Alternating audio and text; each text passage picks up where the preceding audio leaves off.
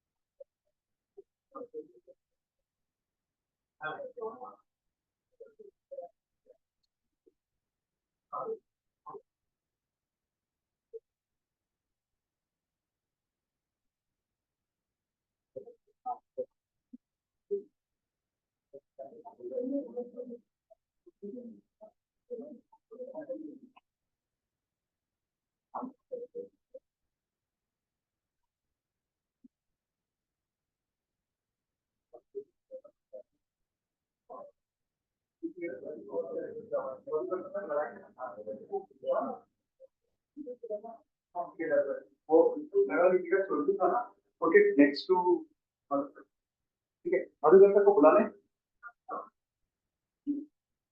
और क्या अरे मैडम छोड़ो टाइम हो रहा है वो चले जाएंगे स्टार्ट कराते हैं see we have given them time अब इतना 10 o'clock बोला था 10:30 होने को है what about Pandey sir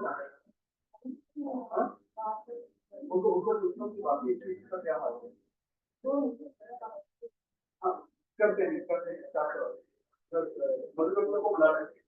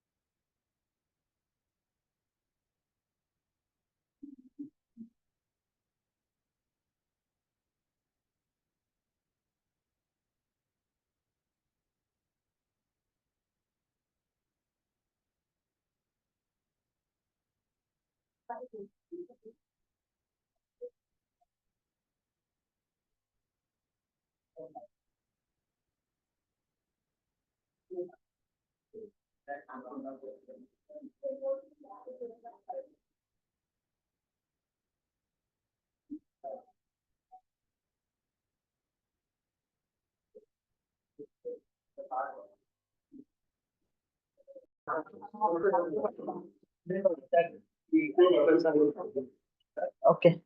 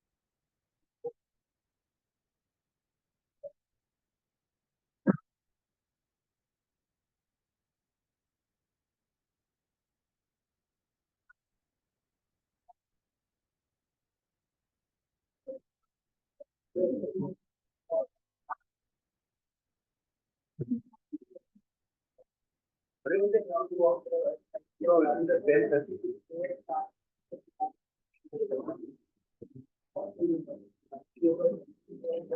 morning, ladies and gentlemen.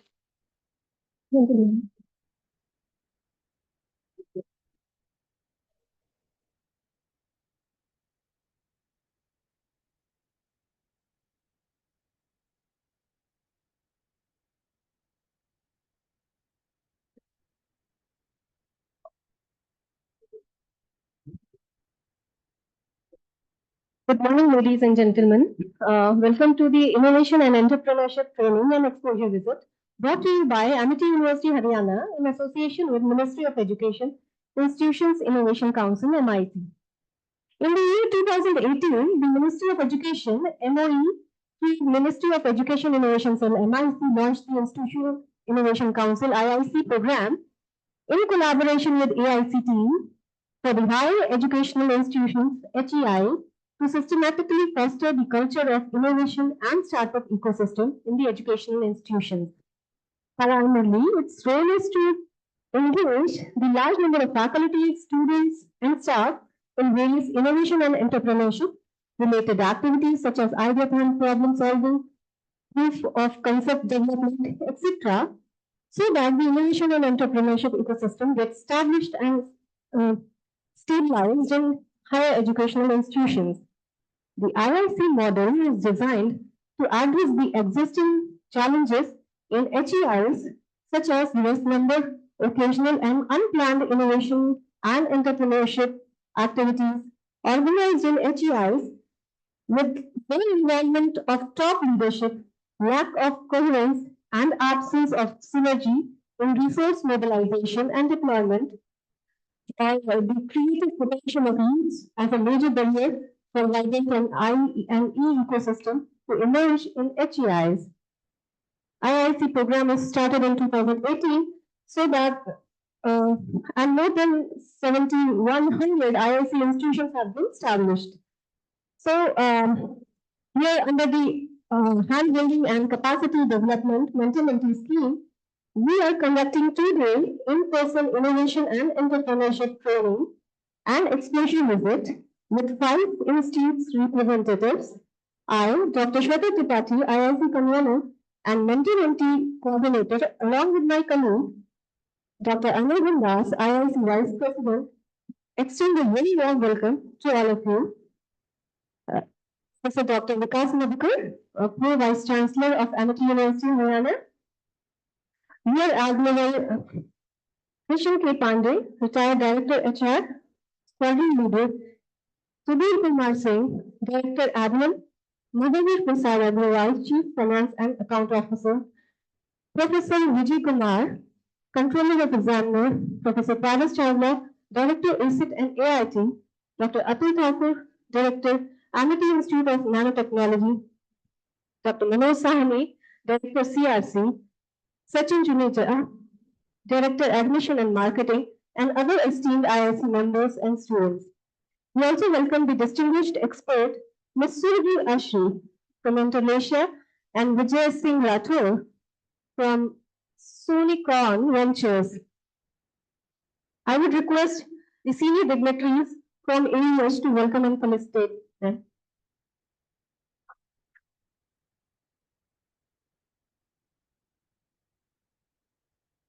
Surabhi Ashri.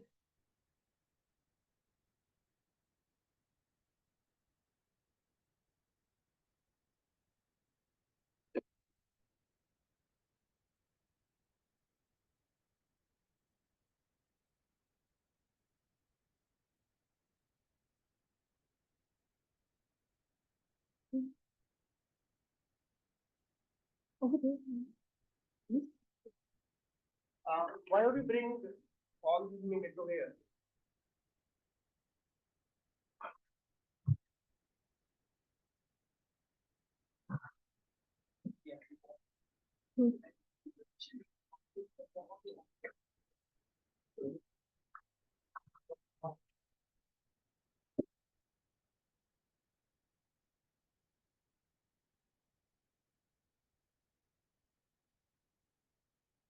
All the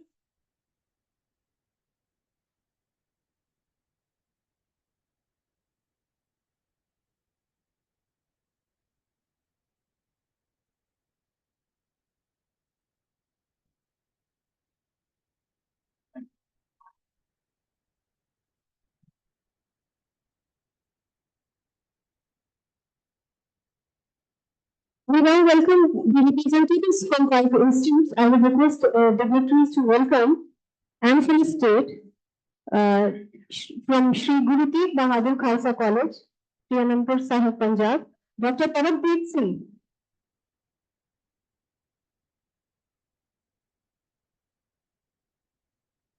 And Dr. Shravan Kumar.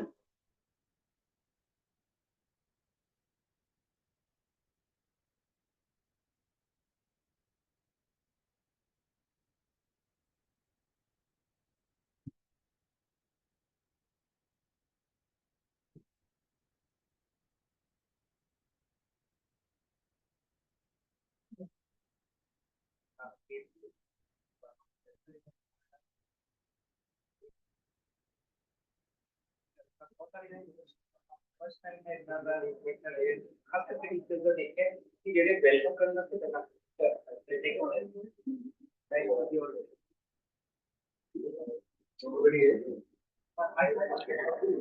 Dr. Shravan Kumar.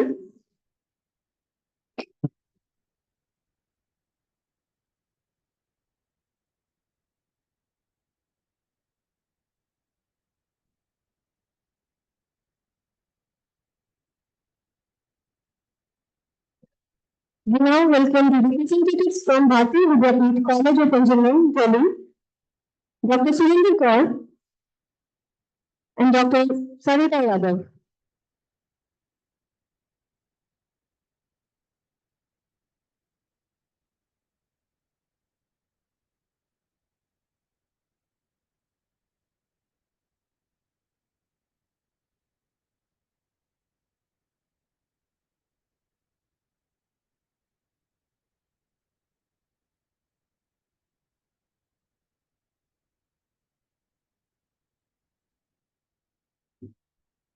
Please give them a round of applause.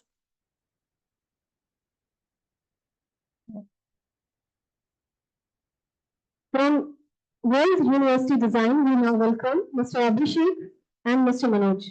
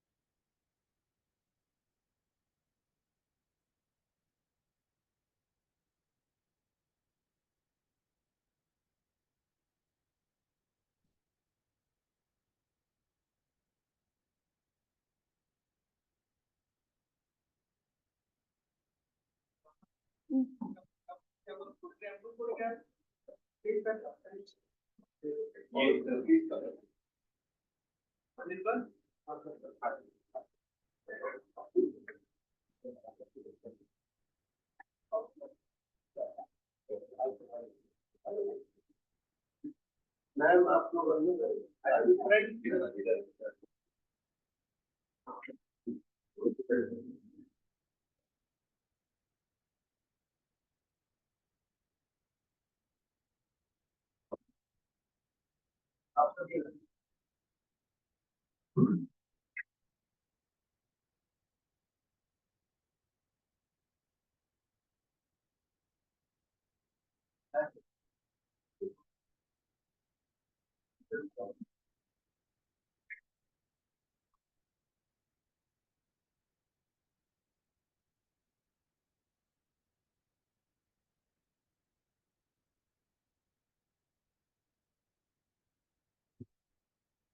Ladies and gentlemen, distinguished guests, esteemed HOIs, faculty members, and dear students, it's an honor to welcome you all for this pivotal event.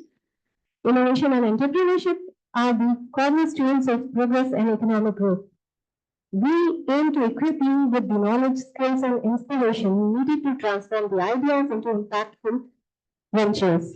So, to kickstart this event, we have our visionary leader, Dr. Vikas Madhukar, a thoughtful leader and an institutional builder. He specializes in finance and strategy and holds his doctorate in the international finance from Kurukshetra University. Dr. Madhukar has emerged as an influential academician renowned for his remarkable contribution and exemplary leadership. Thank you, Lenny. Thank you. Very good morning to all of you. Let me take this opportunity to introduce the senior management leadership of the campus sitting here. So many of you are seeing here are the part of our senior management leadership. Uh, Unfortunately, our respected vice chancellor could not be here because he had to go for a medical emergency. Right. So on my left side, we have our Rear Admiral K.K. Pandey. Then Squadron Leader S.K. Singh. Squadron Leader S.K. Singh is the Director of Administration here. On my right, Dr. Paras Chawla. Dr. Paras Chawla is our Director of Amity School of Engineering and Technology. Dr. Anil Kumar Yadav. Dr. Anil Yadav is a Professor and Deputy Dean Academics at the university. Dr. Anirban Das, you already been interacting with him. He is a faculty member in our Amity School of Applied Sciences, a very dedicated scientist and contributing a lot to the research, and also the vice president of our Institute Innovation Council. And then we have Dr. Mr. Manoj Sahani is our Director Corporate Resource Center and Industry Integration. Our Director of Marketing and Admission, Dr. Sachin Juneja. Our Controller of Examination, Professor Dr. Vijay Kumar Bhardwaj. And then we have senior faculty member, our IIC member, Dr. McEvely. Dr. McEvely is also the director of Department of Research and Publication. So we have an independent unit working here, is Directorate of Publication and Research, which looks into the research and publication and also keep disseminating very important and useful information to all faculty members. So he has a repository of all researches conducted at the university, and DRP also keep guiding to the faculty member and student in terms of using the impactful research outcome. Then Dr. Sikka is there. Dr. Sikka is our faculty in CSC. Dr. Shweta. And then can you please introduce Dr. Asim? Yeah, Dr. Azam, Dr. Shweta. Dr. Shweta Tripathi is our convener for IIC. And then we have very senior faculty from Amity Institute of Biotechnology. And then this side, we have a student team of ECEL. So let me take this opportunity to extend a formal welcome to each one of you. I understand that the weather is not very favorable, and we know that it has been raining everywhere since last 2 days. And in spite of this heavy rain, I appreciate that each one of you is able to reach to the campus on time. Thank you very much. So Shweta had already introduced. We have guests from Shri Guru Tegh Bahadur Khalsa College, Anandpur Sahib, Dr. Parampreet Singh, who is Assistant Professor and Vice President IIC, Dr. Sarvan Kumar, Assistant Professor and Member IIC. Then we have from World University of Design, Sonipat, Mr. Abhishek, Assistant Professor, and Mr. Manoj, Assistant Professor. Then from Bharati Vidyapeeth College of Engineering, Delhi, Dr. Surendra Kaur, Associate Professor, and Dr. Sarita Yadav, Associate Professor. We have other representative from Hindu Engineering College, Sonipat. Those they are likely to reach. They are on the way, Mr. Gaurav Agarwal and Mr. Chirag Rohila. And our colleague from Ambala College of Engineering and Applied Research, Dr. Kamal Kumar Sharma, Professor and Principal, and Dr. Mukesh Kumar, Associate Professor, Dean Academics and NIRF Coordinator. They were expected to join physically, but somehow due to some personal issue in their family, they could not able to come today. That was the last minute change. So let me very quickly brief you about this university. You know, Amity University, Haryana is a part of Amity Education Group, and Amity Education Group is now renowned the largest education group of the country, having 12 universities in country and many campuses in the country. We are into education right from the preschool to higher education, and of course, we are into corporate training and also uh, into skilling education. The MIT has its 14 overseas campuses in different countries. The mission of our founder president, Dr. Ashok K. Chauhan ji, is to establish one MIT University campus in each state of the country. So every year we are looking forward to have an addition of at least one university in the overall university portfolio. Last year we had started MIT University Bangalore in Karnataka, and now we are looking forward to have university in other state of the country.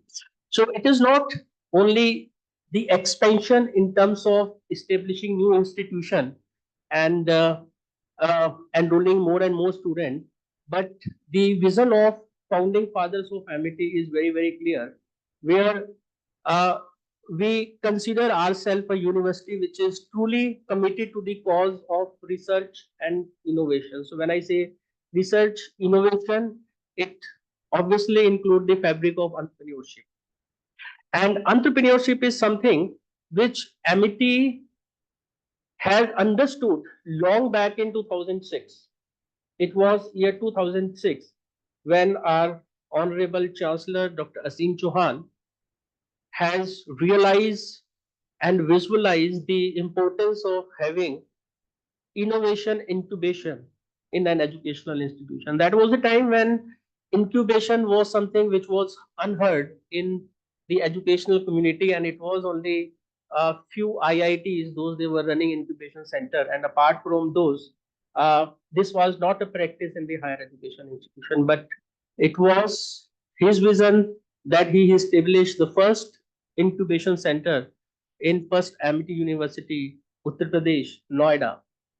And today we have incubation center in each of our Amity University, each of our campus, whether the campus is situated in India or situated in outside. And each of our incubation center is doing wonderful job in terms of giving a kind of desired platform to its students, those they are really desires to start their own venture. Our incubation center is supported by Niti Aayog. Our incubation center is also supported by Ministry of Electronics and Information Technology. And the way this overall, the various incubation center have incubated more than 400 student startup and venture. And as per Niti Aayog survey and ranking of incubation center, which was done in 2023, the 24 will come now. Amity Innovation Incubator has been ranked at number 10 in the country. So we are among the top 10 incubation centers of the country. And see, as far as the incubation center and creating an innovation ecosystem is concerned, it is very, very important. So let me quickly give you an insight on the innovation ecosystem at this university. I remember last time I had orientation lecture with all of you, where I had delivered a talk on how to create entrepreneurship ecosystem in higher education institution. Yes, am I right? Right. So we had the representative for 5 colleges because that was a mandate uh, to orient you about that how it can be done. So there are few things which are very important while we are talking about such thing. The first very important thing is commitment of senior leadership team and top management, which is very, very important. So first of all, I mean it everything comes from the top. So the top management team, they should first of all shows the kind of commitment that yes, now apart from enhancing employability of the student, the management is really interested to create an environment and ecosystem which should give an enough opportunity to student to think, yes, the university and the college is here, which is here to provide them the resources, the kind of environment, and the other things, so that the student they should come forward and whatever idea they have in their mind, the university is there to support those ideas. So we have to have a comprehensive startup policy meant for faculty and students, because we believe that we should also involve faculty into this journey of entrepreneurship. We have very learned and eminent faculty, so why not they should also be part of this startup journey. So in this university, we have came out with a startup policy which is giving equal opportunity not only to the student of this university but also to the faculty, that they can start they can start with their own idea, and the university resources are there which they can utilize.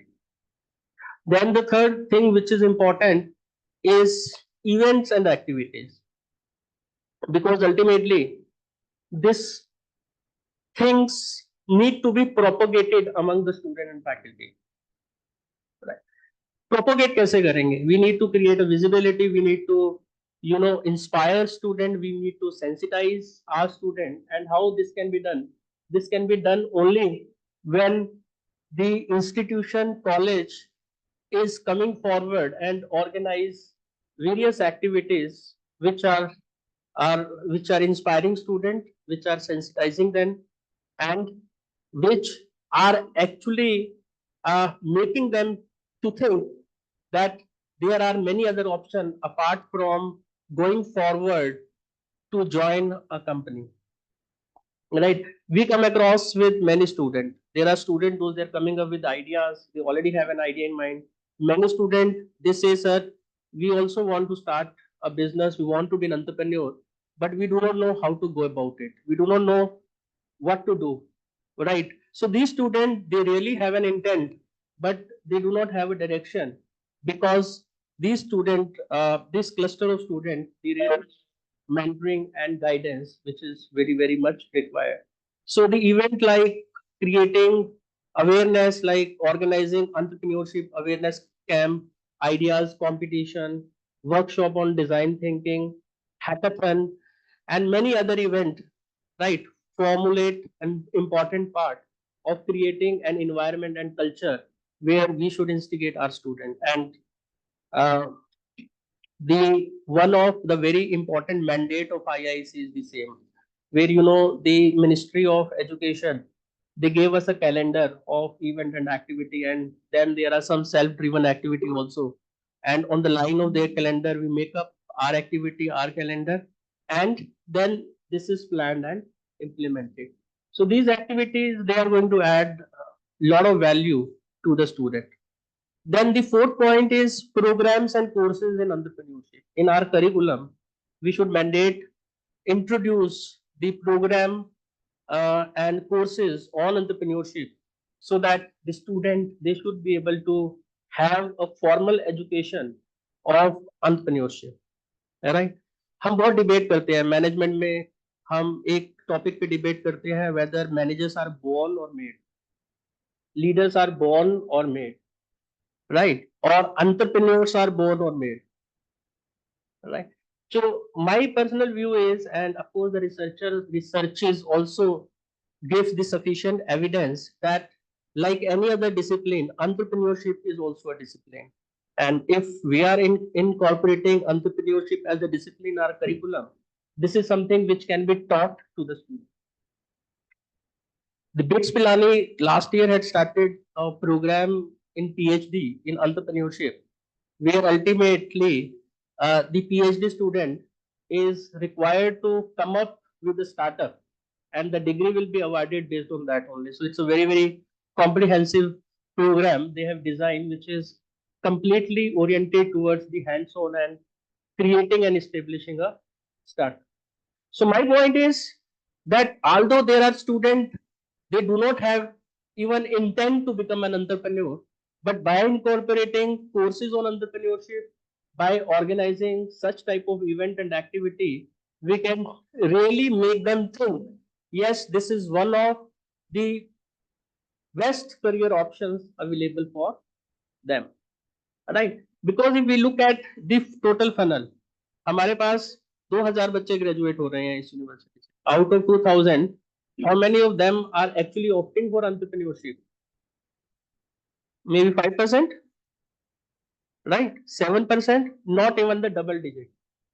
All right. So the entire burden is coming on Mr. Manoj Sahni, the Corporate Resource Center, which is involved in arranging the placement for the student.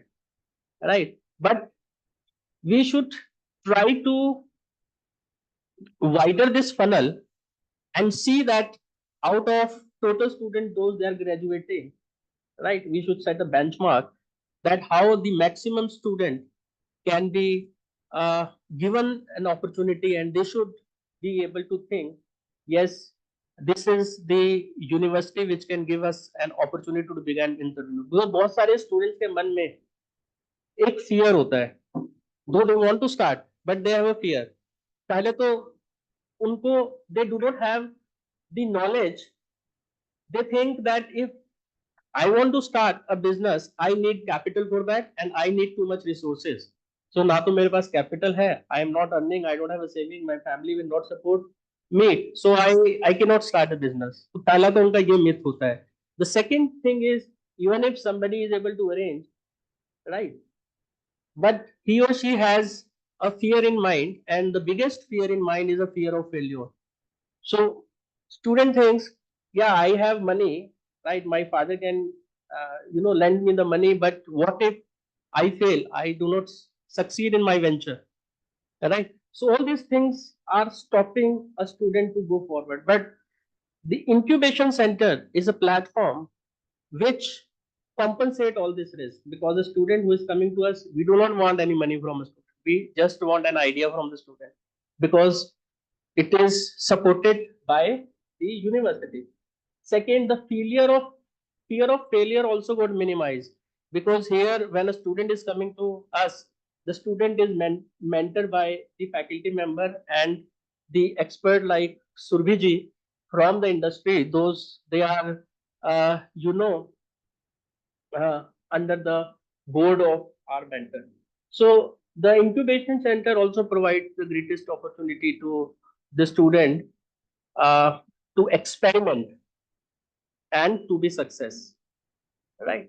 So I think it is a great initiative by the Ministry of Education to initiate this idea many years back of Innovation Institution Council, due to which many institutions, those they have not thought about entrepreneurship, are now be a part of this journey. And we are very happy and delighted to be associated with all five institutions. Our colleague Dr. Rinderman and Dr. McEvely, they already had a visit to your institution and they were very happy. They will receive very well by each one of your institution, and they have shared their experiences with me. I had a detailed 1 hour meeting with them that how was their visit. So I'm really grateful and thankful for you to extend that hospitality. And again, the agenda of this visit is to learn from each other. There are certain things which you will learn from us, and of course, there are certain things which we will learn from you. So, looking forward that these 2 days have been planned by Dr. Anirban. We have the expert session. So, Surbhiji is going to take the first session. Surbhiji, on behalf of the MT University, on behalf of our Honorable Chancellor and the senior leadership team, I warmly extend the welcome to Amity University, Gurgaon. Thank you for coming. Let me give you a quick insight about how is the research and innovation happening, what is the outcome. In last 14 years of the establishment of the university, the faculty member were able to get funded R&D project from the various industry and government body. We have a project worth 45 crores in the university. The university have filed to 62 patent, and the faculty member students have made publications, more than 7,000 research paper publication, which include around 3,000 publication in Scopus Index journal. The Innovation Incubator Center of this university has received a grant of 1.70 crore from the Ministry of Electronics and Information Technology, out of which we have given support to 36 startups, which has been established not only by the student of this university, but we are also helping the students coming from other university. The total Scopus citation of the university is 25,395 and H index of the university is 60. Right, so in a very short span of time, the university has made a tremendous progress, and I'm proud to share by NIRF 2023, this university has been ranked among top 100 universities. So we've got a rank of 94 in our NIRF 2023 ranking. Right, so keeping in mind the time constraint, as I have to rush to Delhi to attend a very important meeting. Right, so I will not be there throughout the day, but my leadership team and my IIC team will be here to look after. So we have arranged two sessions, and then we have a visit to the facility and infrastructure facility of the university. And tomorrow we have planned your visit to the Amity Innovation Incubation Center, which was the first incubation center of Amity Education Group in Noida. So with these few words, I must once again extend a very warm welcome to all of you to Amity University, Haryana. Thank you so much. Thank you so much, sir, for such an insightful address and briefing us about how Amity University Haryana has created the innovation and entrepreneurship ecosystem and how we can other universities can develop it. So now I would like to invite Real Admiral K.P. Pandey, sir, Director HR, to speak few words on this occasion. Sir, please. Sir, you please carry on. Thank you. Thank you very much.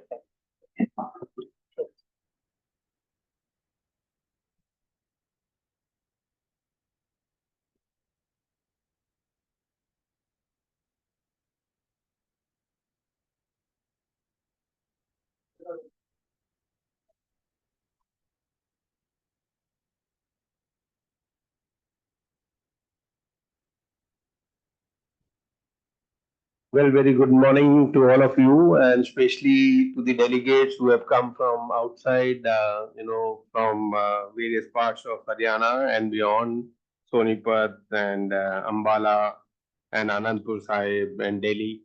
So, welcome to our university.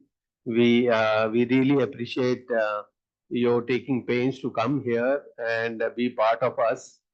I would just take few minutes to apprise you as to where we stand. In fact, as you know, our MIT University founder president, Dr. Ashok Chauhan ji, within no time, in last 2.5 decades, we have built about 30 different universities in India and abroad. So he is truly visionary. And as our Pro Vice Chancellor did mention, that we are actually a innovation come research driven university, and that is our focus. And especially our Honorable Chancellor, Dr. Asim Chauhan, he focuses on the right kind of people getting inducted. And he really takes pain and ensures that we have good faculty members with research blend of mind who gets inducted here.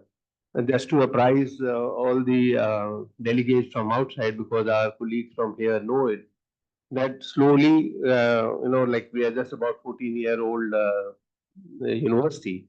Today, we stand at about 75% of our faculty members are PhD holders, and another 16% are pursuing PhD. So we are focusing on the research, and everybody is to deliver on this research, portal. And as our Pro Vice Chancellor did mention that, in no time to achieve H index of 60 is not so easy.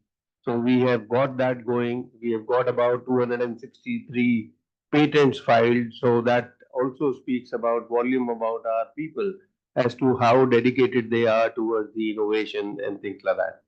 And also suffice to say that we are quite gender sensitive. We have got 50% female and 50% male faculty members here. And you can say it is by default, but we do take pains to ensure that we have a mix of male and female ratio like this. Also, though we are situated in Haryana, we are not just Haryana centric. We got just about 25% faculty members from Haryana, and all others are from different parts of the country, whether it is Kerala, Karnataka, Tamil Nadu, or Northeast. J&K, and also a few from abroad. We got foreign nationals from Russia, from South Korea, who are faculty members here. So we are quite focused towards what kind of people are mentoring our young students, and the focus remains throughout. And you see, back to back, we are doing. In fact, today only I was telling this coordinator, our vice president, that we had just finished last week very hectic schedule of orientation program, and on Monday we are sitting with you. So back to back, probably we do not have that kind of a luxury to space out things, and we are there, and we have invited you so that our people can get benefited from your expertise and your involvement with our people. So with this, I think I will leave it at this, and thank you so much for coming, and we welcome you and ensure that even your stay here, though the road must have been very, very cumbersome, but once you come inside, it's like an oasis. So you can appreciate whatever time you have, 2 days, that you can enjoy our hospitality here. Thank you very much, and wish you a very successful professional time here. Thank you. Thank you so much, sir. We'll now take a short break for high tea. This is a great opportunity to network with fellow participants and refresh before we dive into the next sessions. So let's move on for high tea. Then come back, right? Oh.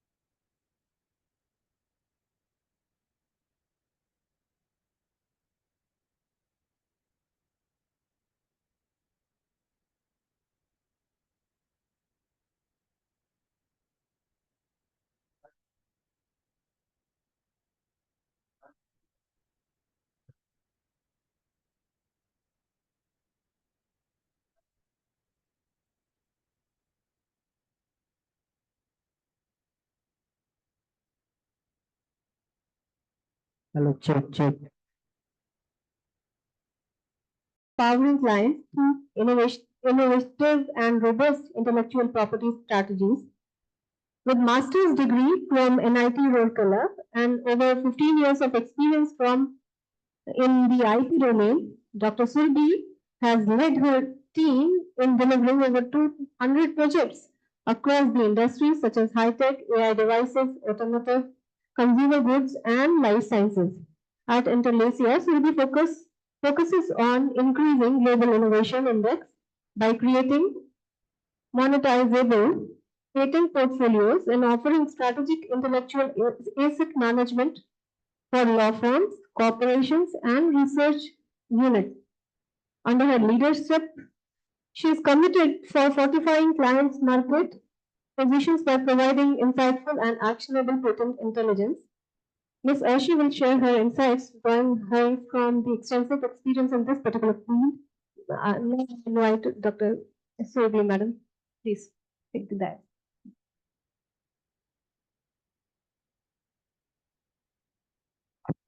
Hello. Yeah. Thank you so much, Dr. Shweta, for the kind introduction. And just a basic correction there, I'm not Dr. Surbi, I'm just Surbi. So I've done my master's in biomedical engineering from NIT Rourkela before I really started my corporate journey. And just one disclaimer before we begin with the session, I want this session to be a dialogue between us, right? It is not a monologue where I'm just speaking and everybody is listening, because I think I'm really grateful to be present here today in this esteemed, a room full of esteemed audience. Everybody is, a PhD holder, a doctor here. So I'm really grateful for this opportunity. Thank you so much, Dr. Das, Dr. McEvely and everybody who really, took up this initiative to invite me today here. And I would like to, before we really begin, I think I would really want to share my thoughts on entrepreneurship, right? So I think initially during the inauguration ceremony, everybody was talking about entrepreneurship and what are the challenges that one faces when they start, right? And two of the hurdles that I could hear from the esteemed honorary earlier in the session were money and fear of failure, right? So we were discussing about how lack of resources could be a reason for people not to start, right? And another is fear of failure. So let me take a step back, and with all due respect, I would like to say that there is no fear when you start, right? So it's like there is no plan B, right? So if I really have an idea which I believe is solving a real problem in the world, then there would not be any fear, and that would be kind of a validation for you whether you should start or not, right? So it's about when we talk about innovation in India, I think things come quite later in the landscape, right? So for example, when we saw Uber, there was already a landscape in the US where we had big multinational companies who were practicing this particular business model. However, in India things come slightly later, right? So we are an economy, at least we had been an economy a few years back, who were trying to replicate the business models that were successfully run by some of the developed nations like US, right? However, if we talk about today, it's no more a case, right? India is a hub of more than 80,000 startups. I mean, that's huge. If we just sit and slice and dice that, we probably would see all the big names in, all segments. In marketplace, we have big companies like Zepto, Dunzo, and you just name it, right? Droom is a unicorn, right? So we are a hub of more than 100 unicorns today, which is a huge accomplishment, I believe, right? So I don't think there is a need to be in a fearful situation, at least on date, right? So we just have to validate the idea, and there is a proper mechanism for that, which we are going to discuss in today's session. So before we start, I just want to give a very brief introduction about, Intellesia. That's the company founded by me in 2021. So we are a post-COVID company, and that's the reason most of our employees were remote in the first couple of years. However, in this year, we were able to have a commercial place. So we are situated in DLF Cyber City, in DLF Forum in Gurgaon. So what we are doing is we are incepted with a specific vision, right? So I had a career in IP, so it's been more than 15 years when I started my journey in intellectual property domain. Over these 15 years, what I could see is there is a huge gap when we talk about how IP consulting firms are collaborating with corporates and startups, and even so the universities. And that gap is they talk about creating patent portfolios. Nobody is really talking about commercializing them, right? So if we look at the global landscape, you would see that less than 2% of the global patent portfolio is commercialized today, which is too less. And we all know what is the cost that is incurred in creating these patent portfolios, right? In India, it might be in lakhs. However, if you talk about US, it's in millions, right? Ford is a company that has about 25,000 patents in their portfolio. So you can imagine the kind of cost they have incurred in creating that portfolio, right? And I mean, it's a very simple analogy. Even we talk about intellectual property, right? It's an intangible property. So let's go back and look at the real estate for a time. It's like, you are buying a flat, you have given a token, and that is equivalent to filing a patent, right? And now it's time for you to get the registration done, which is the grant of the patent, right? After staying there, let's say for 10 years, everybody wants that property to at least double in price, right? Then why we are not equating it to intellectual property, right? If you are investing millions of dollars, why would you not expect to at least get a couple of extra $1 million from the portfolio that you have built? That's a huge void, right? Nobody talks about it. And if we really see India, I mean, we definitely were in a position where there was no awareness when it comes to IP a few years back. Now we are fully aware, and the numbers speak for itself. Last year, we were able to file 83,000 patents, right? In just a single year, that's a whooping number, right? However, how many of them got granted? I mean, I was just having a discussion with, sorry, I'm forgetting the name, but I think he's a senior HR, right? So I was just having a discussion with him, and he was like, even MIT has 263 patents filed, but probably maybe 10 of them got granted and none of them got commercialized. 22. I'm sorry. Thank you, Dr. Mac. Yeah, so 22 got granted, right? Which is less than 10%. Right? And what about the commercialization percentage? I don't know. I mean, probably we'll have to speak that later on after the session. I mean, that's at least what I got directives from the senior HR, right? So we all know there is a huge gap there, and that's the need. And to fulfill that need, I think that's the vision that Intellicia carried. And right now, what we are doing is we are collaborating with the US startups, corporates, and universities. So currently we have tie-up with more than 20 US universities. And in total, we have about 50 plus startups, and we are providing consultancy to them to understand how IP works. So it's not that you have come up with something new and you just go ahead and file a patent on it. It doesn't work that way. Right? There are many variables that comes into play, right? And one could be your competitor. Do you know your competitor? So when Zomato came in, let's suppose they were not aware of Swiggy, right? So without knowing your competitor, if you just enter into the market and you start filing patents, it doesn't work that way, right? Probably you are filing a patent on something that nobody needs, right? So having a market validation done on the innovation that you have done is really very important. Then knowing what is it that your competition holds. What if you are filing a patent onto something that is already existing? Now there could be a question that, then patent office is not doing his job, right? Because they are not telling you that this is something which is novel and you will not get a grant, right? But there are many loopholes. Everybody knows that in patent office system also there are loopholes. And for some reason, let's suppose you got a patent granted. Now, do you really think that that is a patent which has some value? No, right? That's basically a money wasted. That's in my language, it's like you are buying a land which is owned by somebody else, and now your money is all gone, right? You are not gonna get any returns on it. So remember, it's not about filing a patent; it's about filing a quality patent, right? You may not file 100 patents a year, but even if you are filing 2 patents a year, and you know that you are incubating a startup, and this is a startup which is working on a groundbreaking idea, and you can have your own niche out of it, then probably that's a patent which is worth of filing, right?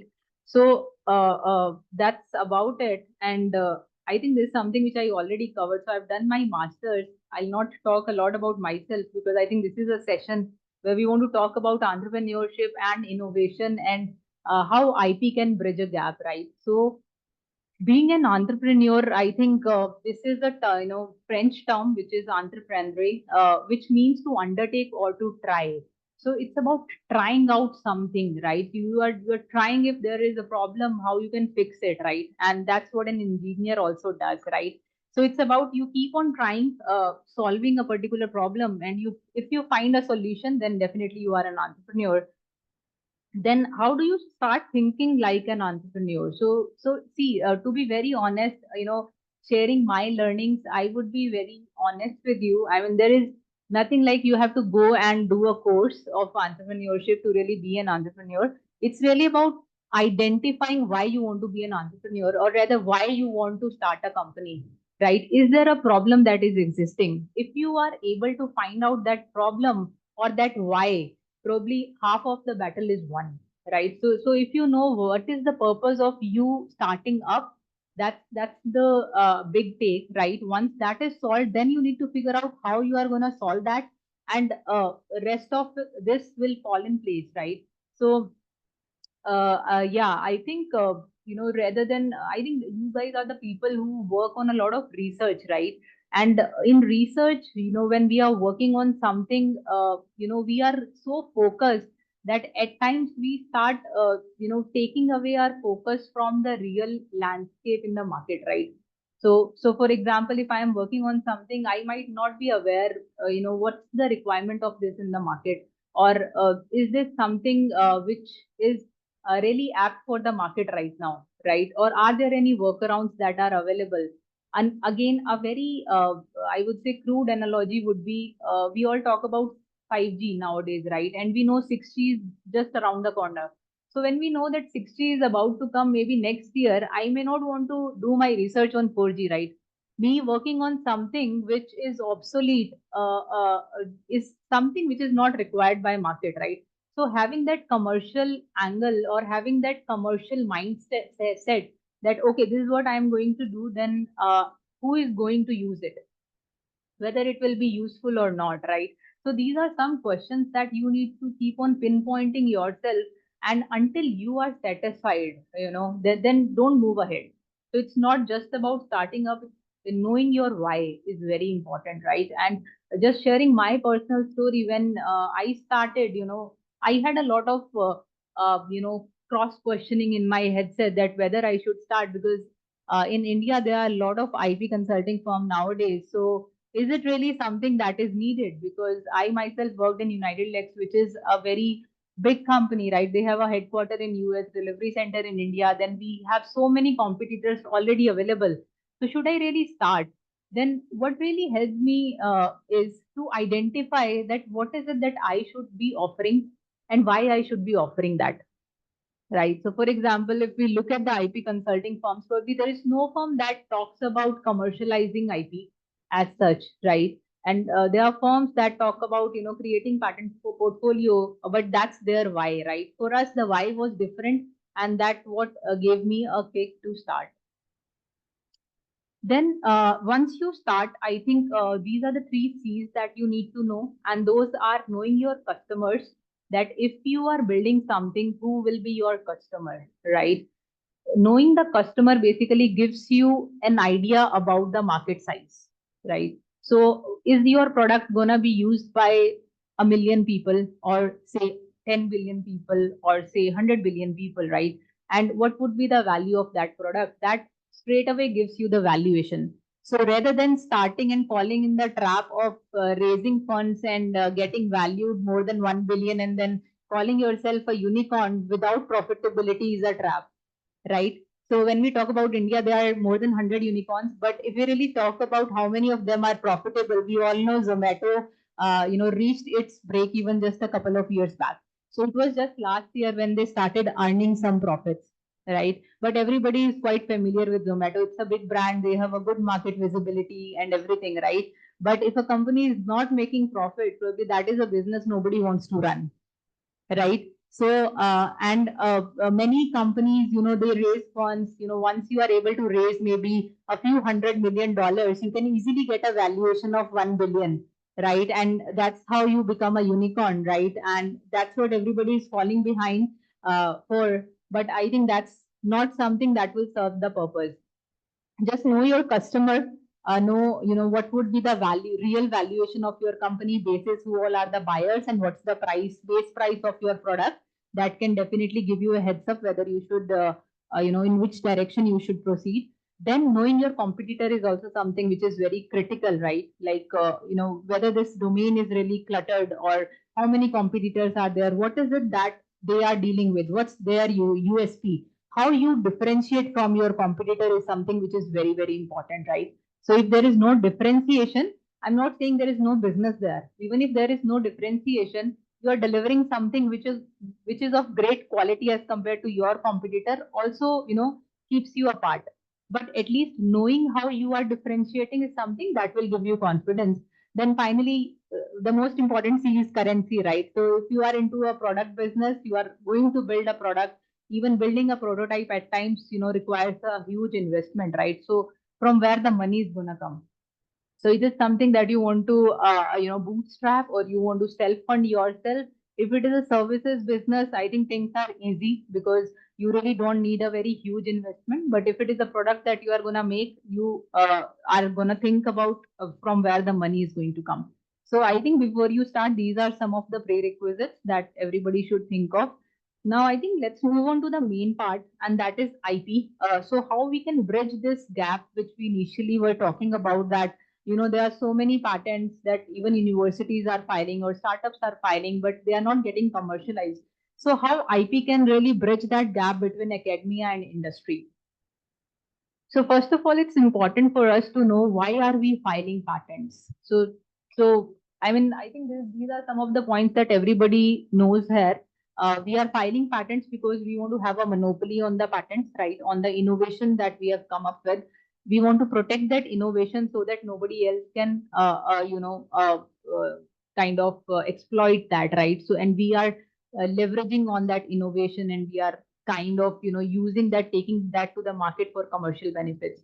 Then another reason many startups are filing patents across globe is to attract investors, right? And we have been approached by a very big name in EV who were like, we have a specific request, and that is we want to file 300 patents in a span of 3 to 4 months. And we were like, wow, do you really have innovated something so marvelous that you have 300 patents that you need to file in just 3 months, right? So now this is a big assessment, right? Is it something that they want to file patents so that they can attract the investors and raise the funds? Or is it really something that they have come up with something groundbreaking and they really have these 300 innovations on which they want to file patent, right? But I think the hard fact is there are many companies who are filing patents just for the sake of raising funds and attracting the investors. But that's a nice strategy. If a company has a strategic mindset in doing that and executing that, that's not a bad thing to do. And then finally, exit strategy. We all know when the founders take exit from a company, the valuation of the company is done. And if we look at the global stats, probably 80% of the value of the company comes from its IP, right? So if we really talk about the Fortune 500 companies, they have a very specific IP that is backing their product line. And when the companies are valued, then IP contributes towards 70 to 80% of the entire valuation of the company. So it's a good exit strategy. And then we talk about attract talent, revenue generation, and market positioning. Definitely, if you have products on which you have patent pending or granted patent, it will lure the market, it will attract the buyers, it will attract the collaborators and other people, and definitely the talent. I mean, everybody wants to work with a company who has come up with something innovative, right? And then it becomes a revenue generation for you only if you are able to utilize that IP, right? So a company can utilize or generate revenue from IP either by utilizing that IP in its own products or by licensing or selling that IP to others who can then take it to the market. But in either case, I think it's important to leverage that IP. If there is an IP that is just lying on the shelf and nobody is actually using that IP, then I think it's a good decision to abandon that patent and just let it go. Because by doing that, you won't be, required to pay the renewal fee to keep that patent alive. So you are in any way you are saving that money, right? And money saved is money earned. So if you are not using the patent, probably just let it go and save the extra bucks by not renewing that patent in coming years. Then these are some of the trends of patenting in India. So I was looking at the recent NESCOM report, and I was really happy to see that the number has reached to 83,000 last year. So when we talk about filing, I think we have really come up a long way. Wherein I think if we look at a couple of decades back, this number was at least half, less than half, right? So in the last 2 decades, I think we have doubled the rate at which Indian companies and universities are filing patents. However, if we specifically look at the trends, in which area are we filing, then one interesting sector in which India is leading the race is deep tech. So India is filing a lot of patents in deep tech, and we have seen that there was a recent NASSCOM survey. It said that 360 Indian deep tech startups have filed about 580 patents in AI space, 130 in Internet of Things or IoT space, and 128 in neurotechnology space. So how does these stats help us? These basically gives us direction that yes, these are the domains wherein a lot of research is happening. Nowadays we also see there are a lot of hubs, technology hubs that have come up that provides mentorship, guidance, funding, and everything to the incubators and startups who are working in deep tech sector, right? There is a recent deep tech deep tech hub that started up in Noida. So it's in collaboration with the government agency along with Arctic Invent, which is another IP company. It's a very nice initiative. Along with that, I think we have a few iHubs in Hyderabad and down there in the south southern part of the country. So I think utilizing these hubs definitely helps startups in incubating their idea, validating their idea, and taking that idea to the market. Right, then these are some more stats after doing a sample study on these 360 plus deep tech startups. We found that these 922 patents, I think most of them were first filed in India, which is a very good sign, right? Which means that these are from the Indian companies and their focus is to commercialize or use these technology first in India and then to export it to US or anywhere else, right? So until now, what we used to see is even if there is an Indian company who is filing patent, they would go and file that idea first in the US or let's say in China or somewhere else. The reason being, I think again the three C's, right? They have their competitors there in US, they had their customers there in US, and the currency is also coming from US. They have their headquarters in US. They are just sitting in India because this is from the Indian founders, right? So even though there is something that was incepted in our country was not getting benefit of it. However, we recently started seeing the trends are changing, right? So, and this is one example of that, right? That a lot of patents are getting filed in deep tech, first in India and then in the US. Then these are the stats that we were just discussing, that 83,000 patents got filed last year, which is an average increase of about 25% when compared to the last 2 decades. So I think in 2014, which is just 10 years back, this was 43,000 and now we have reached till 83,000, which is a good sign. And I think the next stage should come wherein we start seeing some commercialization numbers too, right? Wherein we see, okay, how many of these were actually got commercialized. However, there is a positive change that we could see, and that is in the change of grant, right? So you can see in year 2014, there were only 4,000 some patents that got granted, right? Which is just 10% of what was filed. However, if we look at financial year 23, we could see there are 34,000 that got granted, right? So we can just see that this bar is going up, which means we are not just filing and we are not now filing to get a patent pending. However, we really want to file patents to get them granted and to commercialize. So we can see there is a good intent there. However, we yet need to see what is the result that it will have in future when these granted patents are actually exploited and taken to the market. Then, since we all belong to some research institutes and universities, I think it's good to look at quickly, the different states and universities that are also participating in these numbers or shares.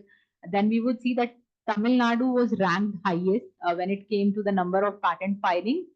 So they were number one last year, followed by Maharashtra, UP, Karnataka, Punjab, Telangana, and then New Delhi. And I think some of the reasons why Tamil Nadu could lead, which I believe is there is IIT Chennai there, right?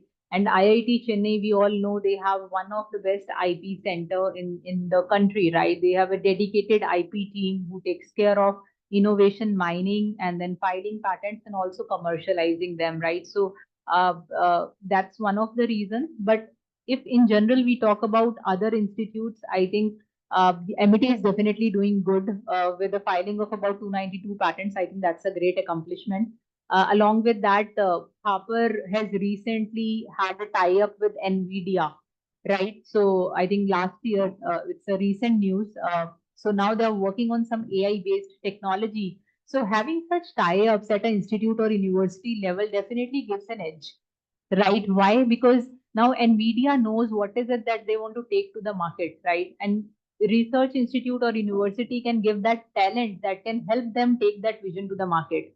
So now, just imagine if these two parties are, shaking their hands and trying to get into development of a new technology which is not existing.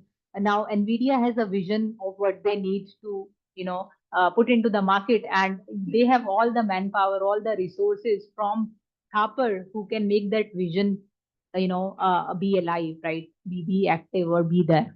right? So I think we should have more such industry tie-ups, and industry support is definitely needed, and that's what we are currently focusing on. So this section talks about how startup programs that are led by industry leaders really led to some very good startups and in fact unicorns. So these are some examples. So NVIDIA has the NVIDIA Inception program, wherein they tie up with a few incubators or startups every year, and they provide them mentorship, guidance, funding, and I think they also provide them access to some of the resources of the company that can help them undertake their research, right? And these are some of the Indian companies who were or who are part of NVIDIA Inception program. Gray Orange, I think everybody knows, right? They are working on robotics. So they specifically deal with robotics in retail space. They have their office here in Gurgaon, NH8. Then Locus is a company that is utilizing AI in navigation domain. Innoplexis is another AI-based company. Cure AI is another AI company. So we can clearly see that the focus of NVIDIA is on AI, right? So, and that is what is going to come in next decade. So if we have an idea and we can participate in such inception program and directly can get supported by such big corporations, I think definitely it's a win-win and the success is sure. Then I just want to share one success story wherein IP played an instrumental role. Now this is a company which everybody is aware of, because this is something that we use every weekend. Any guesses? So every weekend we do something. I think few of us use this tool extensively. Few of us use this maybe for half an hour or so. But this is something that nobody is untouched of. So yeah, this is Netflix, right? So we want to. I specifically picked up this case study because we all can relate to this company, right? Because this is something which is now in every house, right? Be it a kid in your house or be it an elderly in your house, everybody do use Netflix, right? So what's the success story of this company? Let's take a look at their journey. So the company started in 1998. They started with their DVD business. So what they started doing is they started giving DVDs on rent. I mean, back then, I think you all are aware that there was no YouTube, right? There was no web surfing where when you could find pirated movies and watch them, right? There was a simple rental business wherein you have to buy or rent out a DVD if you want to watch a new movie, right? That's what they started doing in 1998. And then we know today that they are world's largest platform when it comes to video streaming, right? There is no competitor of Netflix on today's date, right? And we are going to see how they achieved that in almost 2 decades. They have 190 plus million paid subscribers worldwide, right? So what do you think is the secret sauce in the success of Netflix? I mean, the answer is obvious because we are talking about IP, so definitely it's going to be IP. But let's see what exactly they did, right? So in just first couple of years, they filed their very first patent, and that was how to rent items using a computer. I mean, just think. I mean, that was an age of computer, right? Google came in. We started using Google quite extensively, and they just felt that need, right? And just try and relate to this back then. So we all have to go 25 years back in history, wherein we know that the Google was new. We know DVD renting was something that was on high because we all need that. So, Reed, who was the founder of the company, he thought that what if everybody can rent the DVD using their computer, right? And he just thought, why not to file a patent on it, because there was no other competitor who was doing it.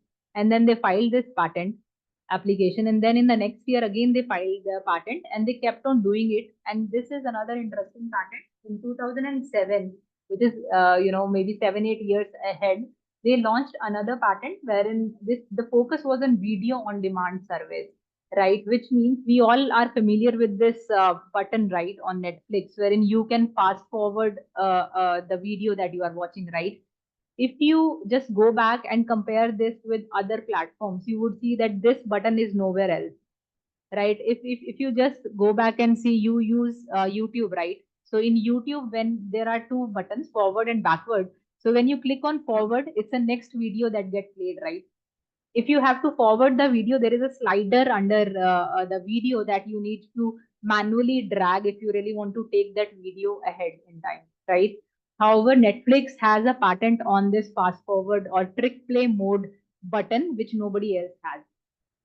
Just imagine the vision that they were carrying, that even this small feature can really make them a market player or can help them differentiate as compared to a Hotstar, which was not existing back then, or let's say Amazon Prime, that is a close competitor today, right?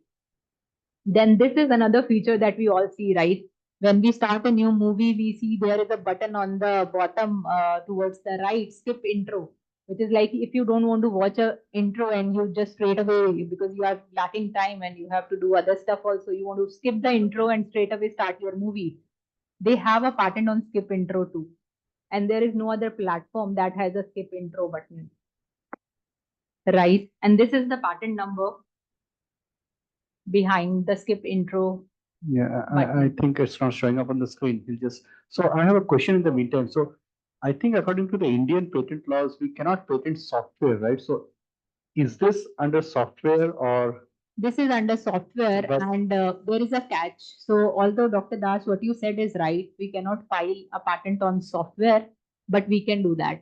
So in legal term, you can manipulate things, right? So even in US or in India, you can file a software patent. The only way you can get that is if you can show some sort of hardware limitation to your software. Because if you are using a software, it is not just hanging, right? It's working with the help of some hardware module, right? You have to associate that software with that hardware. So now you are not claiming a software per se in your claims, but you are claiming that system or you are claiming that apparatus that includes that algorithm or that software that is the heart of that hardware, right? So you have to sell the associated hardware with the software. Is it like that? That's not the case. That is not the That's case. not the Okay. case because see, when you are associating the software with the hardware, then in hardware, there are no new modules that you have come up with, right? But for the software to work, you need the associated hardware, right? So there has to be a proper drafting of the scope of your invention that's done in the claims part of your patent application. So if that is done right, then you can definitely get your patent granted. In fact, nowadays we are getting to see a lot of AI related inventions, right? So, and there is a big debate that if you are using AI, right? So AI, let's suppose you are automating a process and you are using ChatGPT, right? Now there could be a question that ChatGPT is a third party model, right? It's a third party LLM and you are just using it to achieve something. So how can you get a patent on something which doesn't belong to you? ChatGPT doesn't belong to you, right? You're just automated things using ChatGPT. However, there are workarounds through which we can get a patent around that, and that is, you basically convince the examiner that it is not ChatGPT that is helping you achieve that innovation. However, it's the code that the coder has written or the developer has written, basis which ChatGPT is acting a certain way. Because see, we all know ChatGPT is a black box, right? So basically, it's a tool. You're using the ChatGPT as a tool. It's a Right. tool, Yeah. exactly. So, and it's the manual effort, it's the developer's effort who has coded something in such a way that you are now controlling ChatGPT to provide you some output in a consistent fashion, right? So, if we have used ChatGPT extensively, if you are gonna give a prompt, even if you replicate your prompt, you are giving single prompt 2 times, the output is different, right? So your invention really is how do you get a consistent output using ChatGPT? That is something which ChatGPT is not doing, which is done by the coder or the developer, right? And you have to prove your point on that because that is your innovation, right? So ChatGPT just facilitates you to achieve an output on which there is a developer's effort, but ChatGPT is not a part of your claim or your scope that you have built this because that is something which belongs to OpenAI, right? Which belongs to a third party company. So that is patent or that's copyright? No, The- that the- is patentable. The output is patented. Yes, Okay. yes, that can be patented, right? So I think we still do not have output. While we fix this, I mean, in case anybody has any questions. In between, students, if you have any questions or the other attendees, they may ask.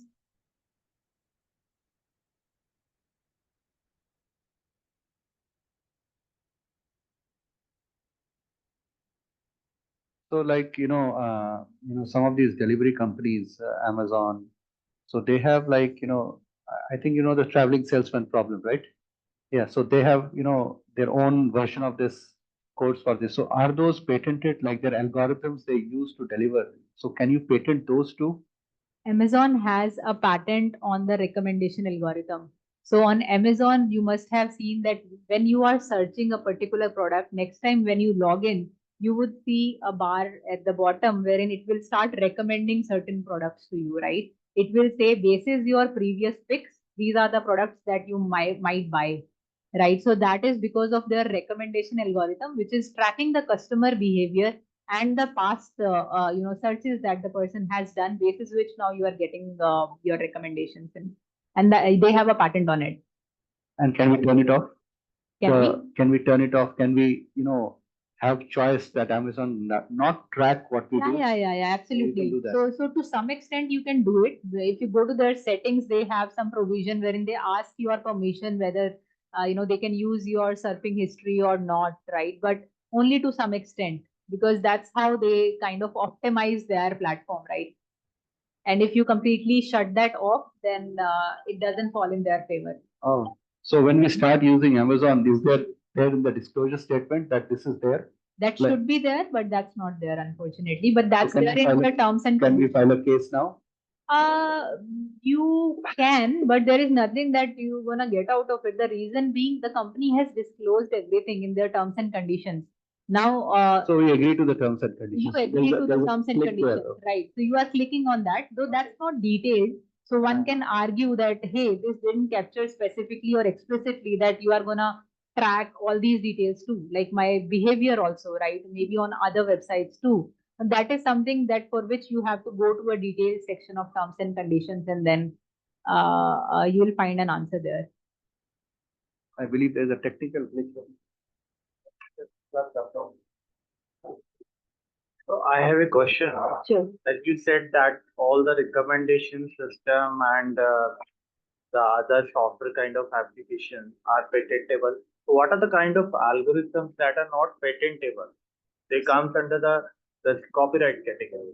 So see, there are some open source tools, open source software, which are available to everybody for use, right? But if we are using them, then we need to have some legal agreements with those companies, because as far as you are using the open source software, that is okay. But if you are ideating basis the open source software, and then you are coming up with the patent, then they are also a party to it, right? Because you are building something on the open source software, right? So you just need to make sure that they do not hinder once you have a patent granted on a particular invention that is worked upon basis the open source software, right? But open source software, typically they do not have a patent. They just build a software for everybody's use, and they are just openly available to public.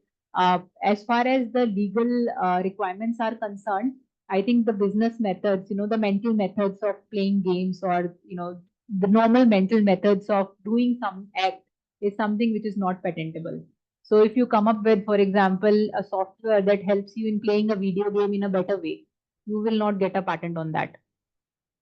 Right. So there has to be some industrial applicability. So as far as India is concerned, I think the Indian Patent Office looks at the industrial applicability, that, if you have come up with some new invention, how does it solve a purpose in industry, or whether the industry is going to use it, right? Now coming up with a new way of playing the same game, let's say Mario, doesn't have any industrial usage as such, right? So you'll not get a patent on that.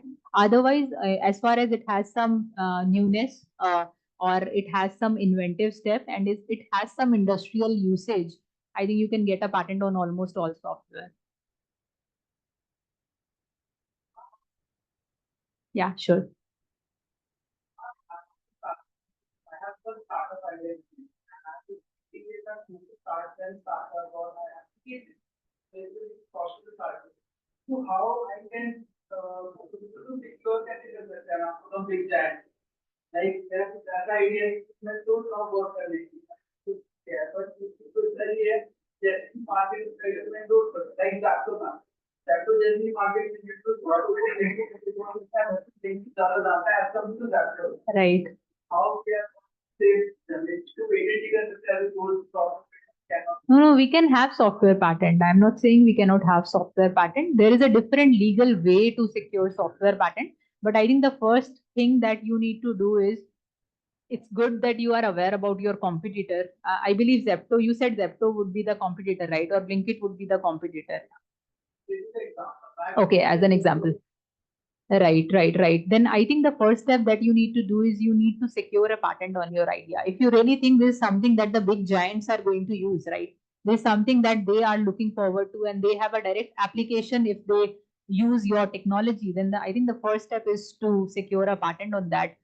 Because although big companies, they do not infringe onto those patents, your patent might not even be discoverable to them in the initial few years. However, you don't want to take that risk, right? Because in India, I mean, in our market, we see a lot of pirated products, a lot of products that are copied by other players, right? So to secure yourself from those infringement risks, I think it makes sense if you can get your patent filed, right? And in case you are not aware of your competitors, then I think doing a market analysis about who would be your direct competitors and who would be your direct customers also, right? And they could be same, by the way, right? It may happen that Zepto is your competitor and they are your direct consumer also, right? But knowing them definitely helps you. And then second step should be to see if they already have a patent on it. There might be a probability, right, that they have a patent on it. So doing a patent search to identify that there's something which is not existing is very important, right? Although if you reach out some agency, some company, IP companies, I mean, this is the first step that they do, right? That they will do a novelty search or a patentability search to find out that this is an idea which is novel. If it is not novel, then you definitely cannot file a patent on it. how will like on a fast Fastest way, see, if you want to do a search yourself, then there is a platform, Google Patents. Okay, so like you have a browser for Google on which you can conduct searches, or Google Patent is a Google's platform which provides you access to all US patents, right? There are other patents too that you will see, but those are the family members of US patents. So what happens is if a company is filing in US, that company probably is also filing in other countries. So if you find a patent of Amazon on recommendation algorithm, they file probably a few patents in US, then they also file in Europe and other countries too. So those patents would be available, but majorly it gives you access to US patents. But I think that should be enough because US accounts for more than 70% filings globally. So even if you have a quick look at the US patents, that would be good. Then if you want to specifically look at Indian patents, then IPO also provides a free database. I think it's InPass, right? You can simply search IPO patent database in Google and you would get that. And then you can dedicatedly do a search on Indian patents if you are planning to file a patent in India. So wherever you are filing, I mean, I think you need to just do a search either by yourself or take some help from external agencies.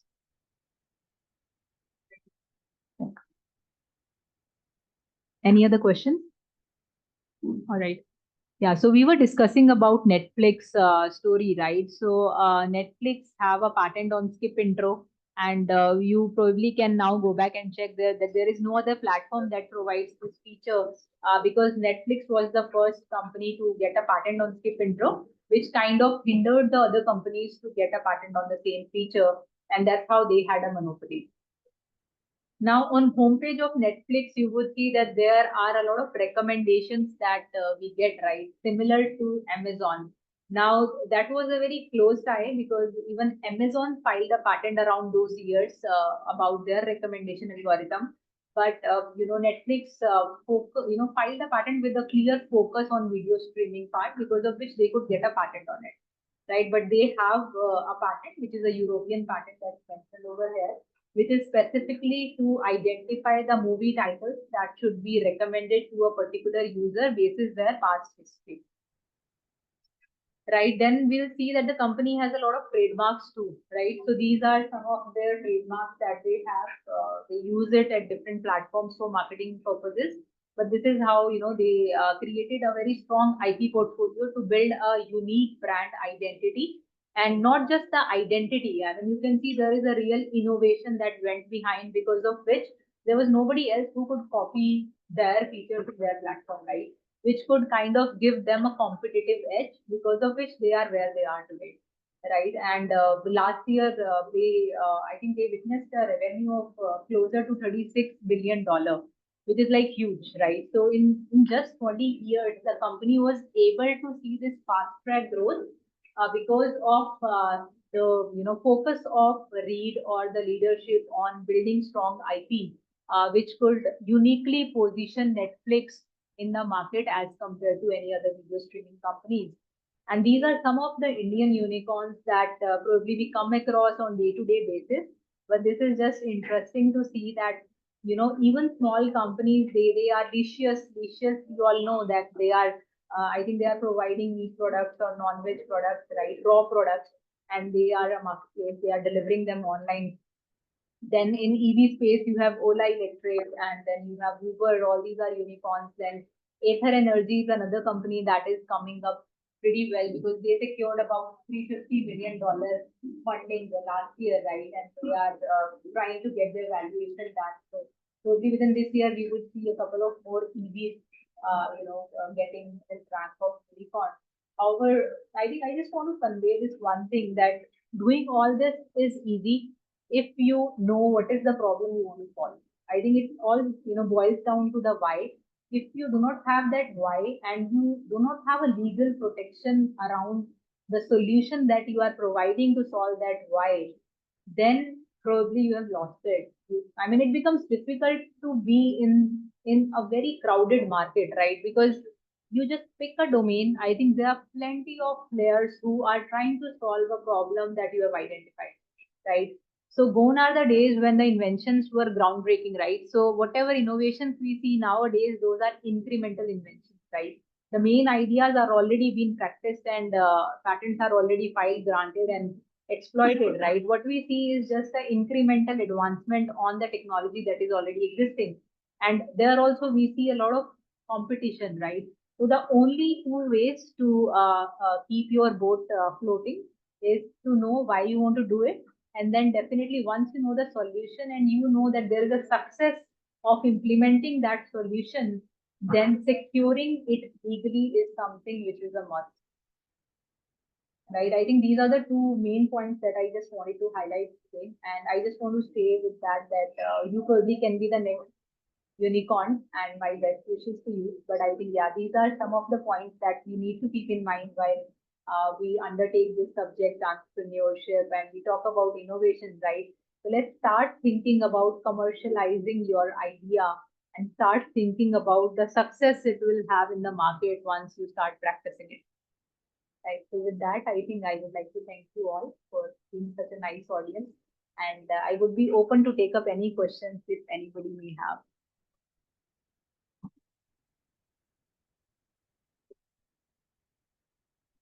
If anyone has any questions, you may unmute yourself and ask question directly. I guess this is all.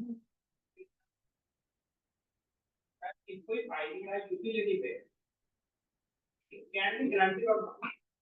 It can be granted, yes. When it got published, after that we can go for the commercialization of that or not. See, we will wait for the grant. You can go for commercialization for sure. In fact, all the startups, when they file a patent, you don't even have to wait for the publication to happen, because that takes about 1.5 years. So in India, also in US, it takes at least 18 months to get your patent published, right? So it doesn't mean that a startup would wait for 1.5 years, because those are crucial. Every day is crucial, right? You can straight away go to an investor, share your idea. The purpose of filing a patent is now you can disclose your idea to the outer world. right? Because otherwise it's very insecure, right? If you are talking about your invention and let's suppose we are sitting and talking, right? I might copy your idea. There is no guarantee that people are not going to copy your idea, right? So filing a patent just secures you legally, but it doesn't hinder you to go and practice or commercialize your IP out to the outside world before you get a grant, because that's a long journey. Sure. So like you said that if we have five or six, and then we can go and discuss it without worrying that maybe we will copyright. But if you're saying that we fight, it will really be, they are not fighting in the other 35 countries. So, those 35 countries, if there is somebody that they have meeting or the idea is passed on to those countries, they are open to copy. How do you protect yourself from that? That's a very good question. And the answer to that is once you file a patent, it doesn't matter in which country you are filing a patent. The moment you file a patent, it becomes a prior art. So it becomes a prior art. So let's suppose you file a patent in India, and let's suppose I am sitting in US, right? And I all of a sudden get the same idea. I want to file the patent in US, right? So when I'm filing in US, I am supposed to do a patentability search, which I was just recommending before filing the patent. So when I do a patentability search, ideally your patent should come up, but because it is not published, it may not come, right? However, since your patent was filed first, so you will get a publication first. So at the time of my publication, now my examiner is going to give me a rejection basis your publication that this is a patent which covers the same idea that you are talking about in the US, but this has already been published in India. So although it is published in India, it becomes a global prior art. Nobody else across the globe can file a patent on the same idea which is already published in any other country globally. Sure, sure. So what are the possibilities? One on scientists or partners that believe that there is a special situation for women fighting versus I'm not sure about this, and I don't know. I have a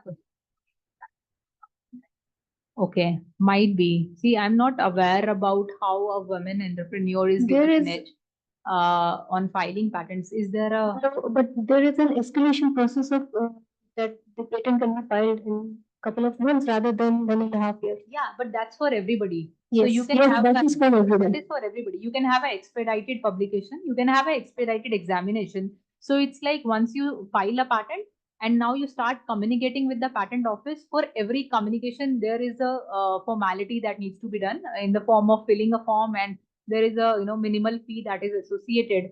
So if you request the patent office that you want to expedite your publication process or examination process, it can be expedited, but that's not specifically for women, that's for everybody.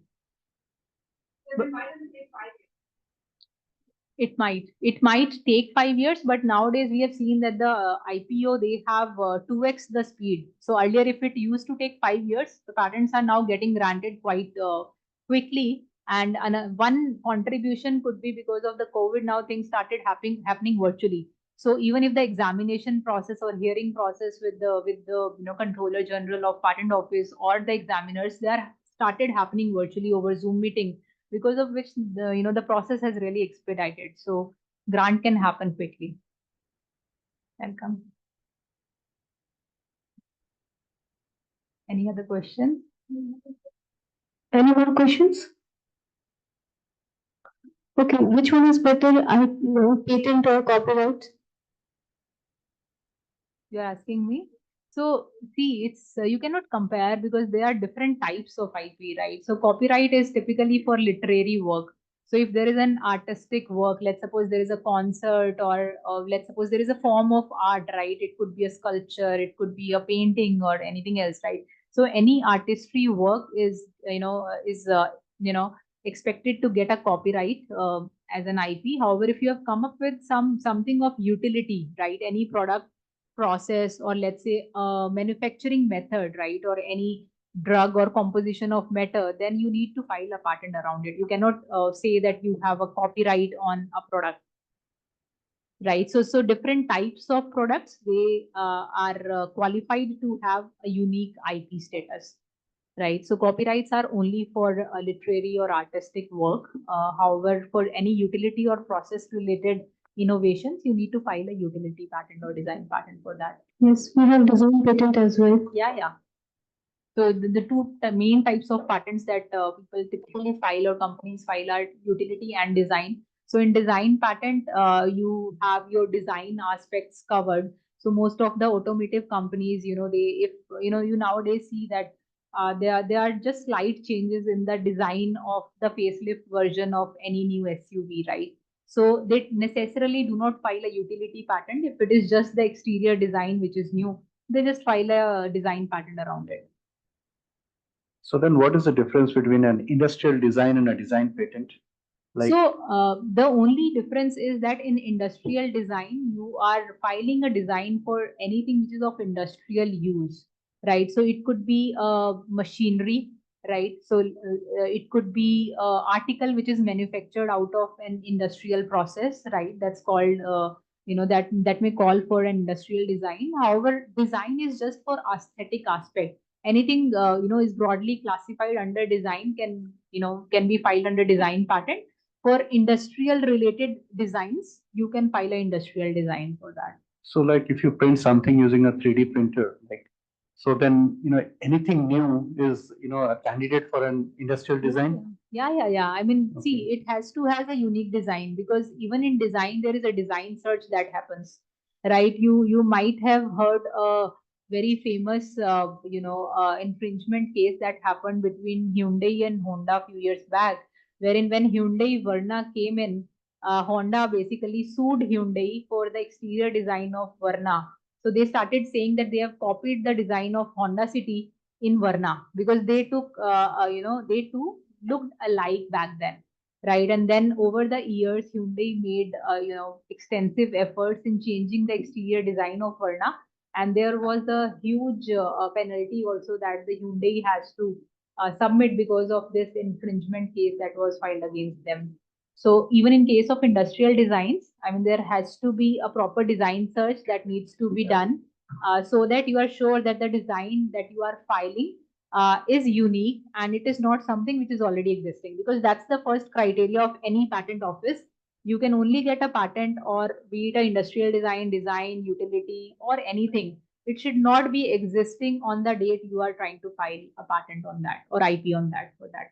So can we overcome this, the Indian law of not able to patent a software using the copyright route? For software? Yeah.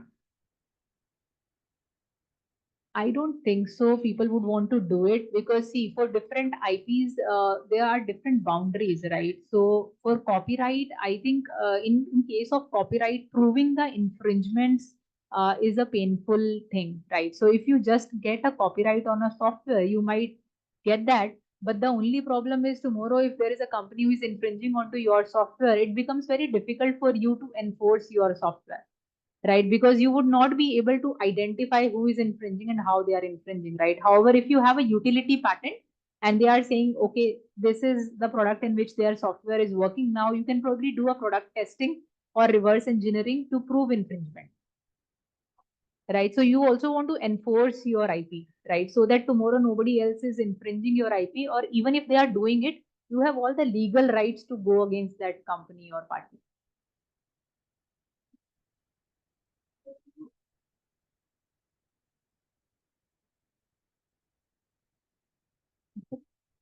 Thank you so much, ma'am. Thank you, Dr. Shweta. Thanks. Thank you, Survi. Thank you so much.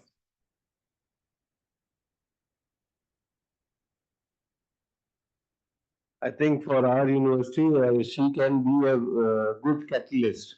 I had a lengthy chat with her during the tea break, and I think she can do wonders, because as we know that we have got about 263 patents filed, but hardly about 10, 12 have got granted.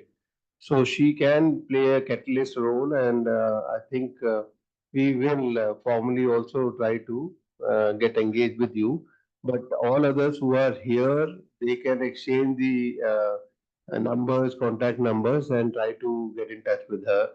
And we would surely I would be glad to help you all. I mean, this is a topic, 1 hour is not enough, right?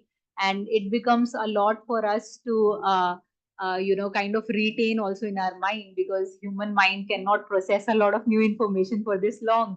So I would really appreciate if you guys can, connect over LinkedIn, or we can have a very casual chat also, right? Like the way I think somebody who was sitting here said that he has an idea which he believes all the big companies can use, right? So if we really have such innovative ideas, we should definitely proceed with filing IP on those. We should not wait for other companies or other people to have similar ideas, because if you just delay this process, I think it is going to fall against you in long run, right? So if we have something, let's chat about it. And if I could be of any support to anybody, I think we have a good team. Like Simran is there from my team, and we have other members also spread across nation and outside India too. And we would be glad to help you in any which way possible. Thank you. Thank you so much. I think Dr. Nirbhav Das and also Dr. Makavli. I think to begin with, my suggestion would be that maybe some 1 hour webinar kind of a session could be there, and all interested people, whether faculty members or students, can interact with her, in maybe next month or whenever feasible, so that there more of these things can be sorted out. And if we find that this is helpful to our university, then we can take it forward for formalizing it. Right? Thank you. Thank you. Now we have our next speaker, Vijay Singh Rathore sir from Sonocon. We would like to welcome you, sir. Director General HR. Sir, kindly felicitate, sir.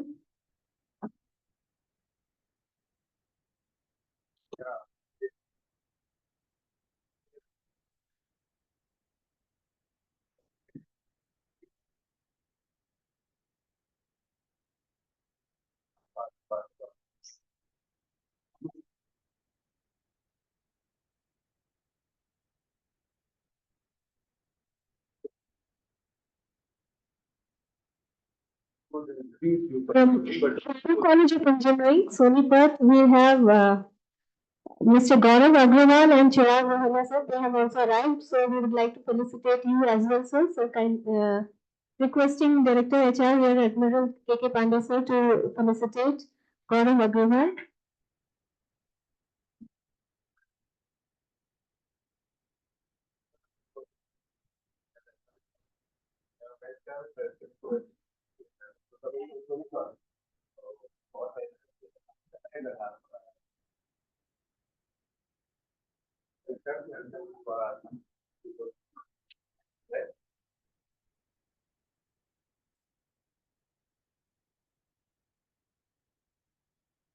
Mr. Chirag sir.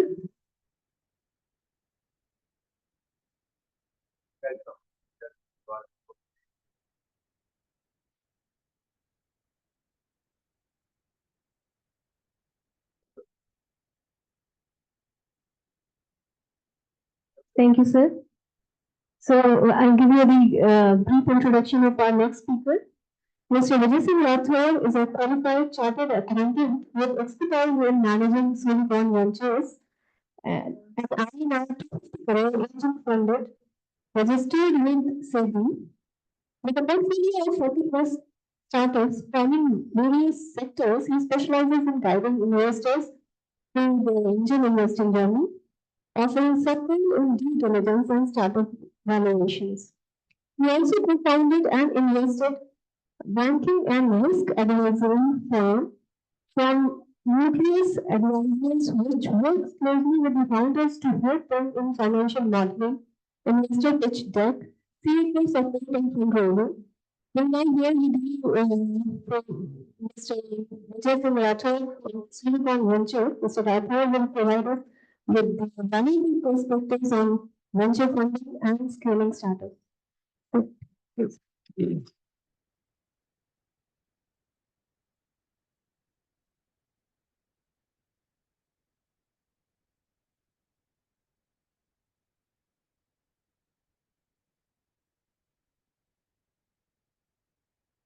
Hi everyone. Am I audible? Yes, Yeah. you are. Good morning. Good morning. So yeah, first of all, thanks a lot for the introduction, and thanks a lot, Vilmaji, for inviting me over here. And I can see a mix of people over here, few universities, and few students also. Right, I got to know. So may I do a small raise of hands? How many of you are running e-cells and students? I'm just talking about the students. Wonderful. And any one of you have done thinking to form a startup so far, or you are enabling startup at the university? How is it? You are working on a startup idea. Great. You too. Great. And you too. Oh, great. So, okay, let me, and then I have, I guess, esteemed universities, faculties over here. So, हम इसको आज conversation with is not going to be too much about startup fundraising. This is going to be how you can be the enabler for these startups who are budding entrepreneurs in your universities, right? And let's try to address from that circle. So, as already been introduced, but let me just try to replace few words over here, right? As she said, I'm a chartered accountant, and my journey started with ICICI Bank. Then I was inclined towards doing some entrepreneurship. I was not getting that kick from a banking perspective. I come from a Marwadi family. I'm from Jaipur. I was doing job in Delhi. Then a fine day, I thought I will skip my job, and I thought I will do certain of my own. Any CA would think of doing, let's say, practice. Right? That's what the natural thing came to me. But I was lucky enough to get an opportunity to get into Bangalore, and I started my investment banking practice from Bangalore. And you would be this was a similar setup in which I this was the first meeting, and there was a fund getting discussed, VC funds. I will throw some words and I will try to explain what are those. But there was a VC fund called as Utilis Capital, although that didn't see a light just because they couldn't get enough funds to launch it. But my journey was launched from the same day. And in my first meeting, there was 100 crore rupees fund discussed. What is a carry? What is investment? They are writing $1 million checks to startups. And this was a whole new world to me. Like someone coming from a tier 2 city, getting this kind of an exposure, who have already seen only the accounts and finance as a CA, but this is a very different world altogether. Right? That's where that kicked me, and then I thought this is the area I want to spend my next 10 years, at least until I make some mark on it. So that's how the journey started, 2017. And slowly we progressed. Earlier, we were doing only investment banking, where we used to meet, make the investors inclined towards a startup and do the matchmaking. That's what we've been doing. Slowly we grew. Today, we are a 50 people team. I founded Sonicon Ventures, and that's angel fund. What is an angel fund? How we help startups? All the thing I will just try to explain you here, right? So we applied to SEBI, got a license with SEBI. It's a 250 crore plus 250 crore green shoe fund. That means we can deploy 500 crores over the next 10 to 15 years. And so far, we have deployed 32 crores in startups across sectors. I have a full slide on the portfolio, what kind of companies we have supported and all those things. But this all, what do you say, the world I have seen so far, I want to see that this grows in all the parts of India and all the universities. So I have been visiting to all of this, be it IITs, IIMs, all the reputed colleges. And we are trying to work with all the incubators and accelerators to let them write the smaller checks at that moment of time when the startup is actually trying to bud up, right? So, but anyway, let's move towards the startup ecosystem. The Indian startup story started in 2014. I entered this industry in 2017. This was the time, 2016, you must have heard about the news. कि Flipkart का एक deal हुआ है, and it was $1 billion in amount, and that's where people started looking towards this industry. Earlier, it was mostly into the Bangalore setup, or let's say Mumbai or Delhi must be seeing some action. But then it actually grew up, and you can see in the slide from 2014 onwards, the graph has been on the upward trajectory. So the red line will show you the number of deep counts. This is on the cumulative basis. And the funding amount is kind of the amount of funds being flowed to the startups. And this has been a growth trajectory so far. And we see as an India story, next 10 years is for India, and that we see eyes closed. So what we have seen, the Silicon Valley has done in their last 2 decades, we might be seeing we are only scratching the surface as India. So great session by Sobi. I'm so sorry I was a little late to hear you about. But that's actually the core of any startup, where you start with an idea. It has to be protected. It has to be done in some a different scale, a different style. What others are thinking about it, the problems, right? So I will just try to give you a reference. We call all these startups must have made a mark just because they executed well rather than just your only idea came in. There was a question, I guess, from someone. If I'm thinking about an idea and I'm trying to get a patent, and then someone else in the different countries trying to do it, right? And they might get the patent earlier. See, our take is a little different. We think execution, if it is not executed by someone who thought it, then the idea is go to waste, right? He can file n number of patents, right? So we can correct me if I'm wrong. But he can file n number of patents and sit down with patents and do none of the business, right? So patents are buyable also. You can actually, someone can buy those patents from those people, giving them money. That's an extra money. Some people have made that a business that they will file for patents, get those patents in name, and then someone can come and buy it. But what's the actual? Do they come into this trajectory? Absolutely no, right? Whoever these companies have raised funds and built businesses are done on the execution. I will give a simple example. Before my qualification, I did my first entrepreneurship in 2012. I was 22 or 23 years of age that time. And what I did was I was with one of my friends. We were running an edtech company. So I was basically in a classroom which was digitally done, where 50 plus students would sit, and there's a Pearson and Educom joint venture that is called as Eat and See. And I was a student there and used to study from satellite coaching centers. Right? This was a very hot shot that time, that a Delhi teacher is teaching 170 centers across India, and we were reading in one center. Immediately clicked me that this is a great business because I don't have to manage the teachers to come to centers. It's just the students coming up. There is only 2 coordinators who are running the whole show of a center, and they are minting money of 60, 70 lakhs in 6 months, all cash business. So I executed that. Me and my friend applied to that franchisee, and then we got it, and we ran it for 1.5 years, made good profits, made an exit, and then we onto our the business. The same timeline, that's 2012 and 13. I had an idea that why don't we have all the pickup trucks coming together, and we can have, let's say, on a call away, I can book a packaging or a pickup truck to shift goods altogether. This was my idea. My friend suggested, why can't we have electrician, plumber, any of that sort person coming along the way over a call or an app? Did we execute it? Absolutely no, right? But did we had a great idea that back then? Absolutely yes. That time, that was a time when everything was getting digitized. And 5 years down the line, we saw Urban Company coming into the picture and Porter coming to the picture. Right? Great businesses. Urban Company just gave a 200x to the investor. 200x, you imagine 54 lakh rupees they invested in, 111 crores they got out of it in 5 years' time. So that is kind of a potential business. So they must be into this trajectory. What I'm trying to make a point here is that all the startup ideas which come to your mind, you guys are now working on it. Start executing it. Don't wait for someone. There are excellent people like Survi who will help you to put the patent. But until you get the patent, I won't start. That will be a bigger mistake because you're losing the India story altogether. So let's talk about how the funding flows down. And this is now, a very common topic in Indian ecosystem, where the Shark Tank came into picture and we all got to get a gist of it. And I won't be wrong in saying that few of my CA friends would ask me these questions: how people are investing into ideas and how the equity is getting exchanged. We all know is a debt is a form of getting capital, and that also from the banks. What are the venture capitals and all those things? But kudos to that show, and maybe all the efforts being made by the community, that now it's a home, a home idea where people are discussing about it. Ki business aise hota hai, that's how you can raise fund. But let's talk about the numbers.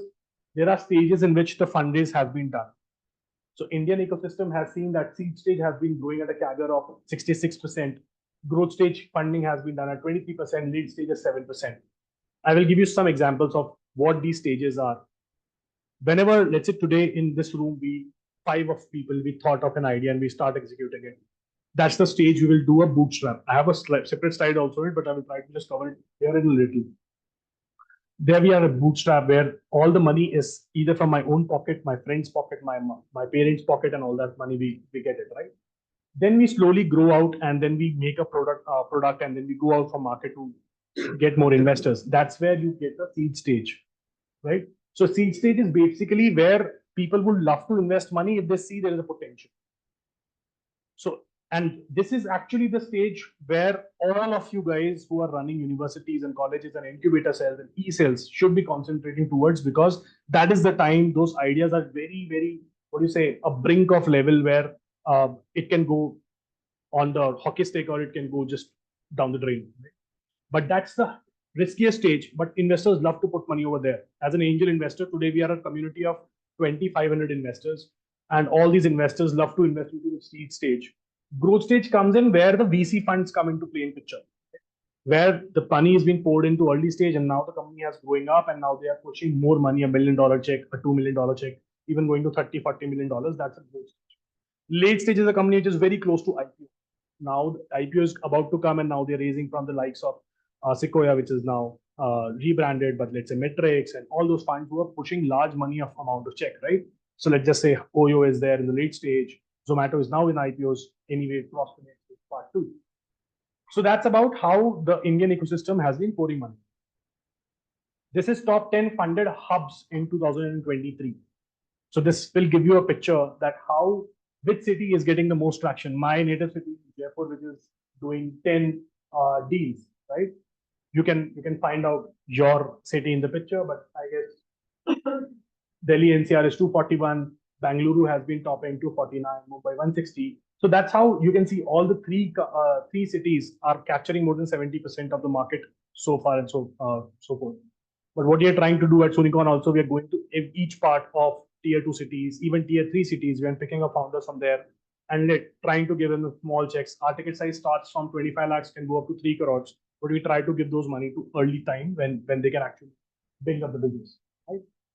So, and on the right side, this is according to funding amount. So mostly similar. You won't see much of a difference. This is absolutely similar. Just the right side, you will see the amount of $1 million they have raised as a city, and left side you will see the deal counts. Now these are the funded sectors, right? And this is the most talked about. And whenever I go to any, let's say, a gathering or where we are investors meetup, people used to ask us which is the sector you think is going to blow up and where should we invest, or how we should look around the companies who are building up. Let's take a random example. You are building in the startup in this sector. You said you are building a startup, right? In AI, Gen AI or what? AI is okay. Gen AI is generative AI, but anyway, what is the solution AI is going to provide?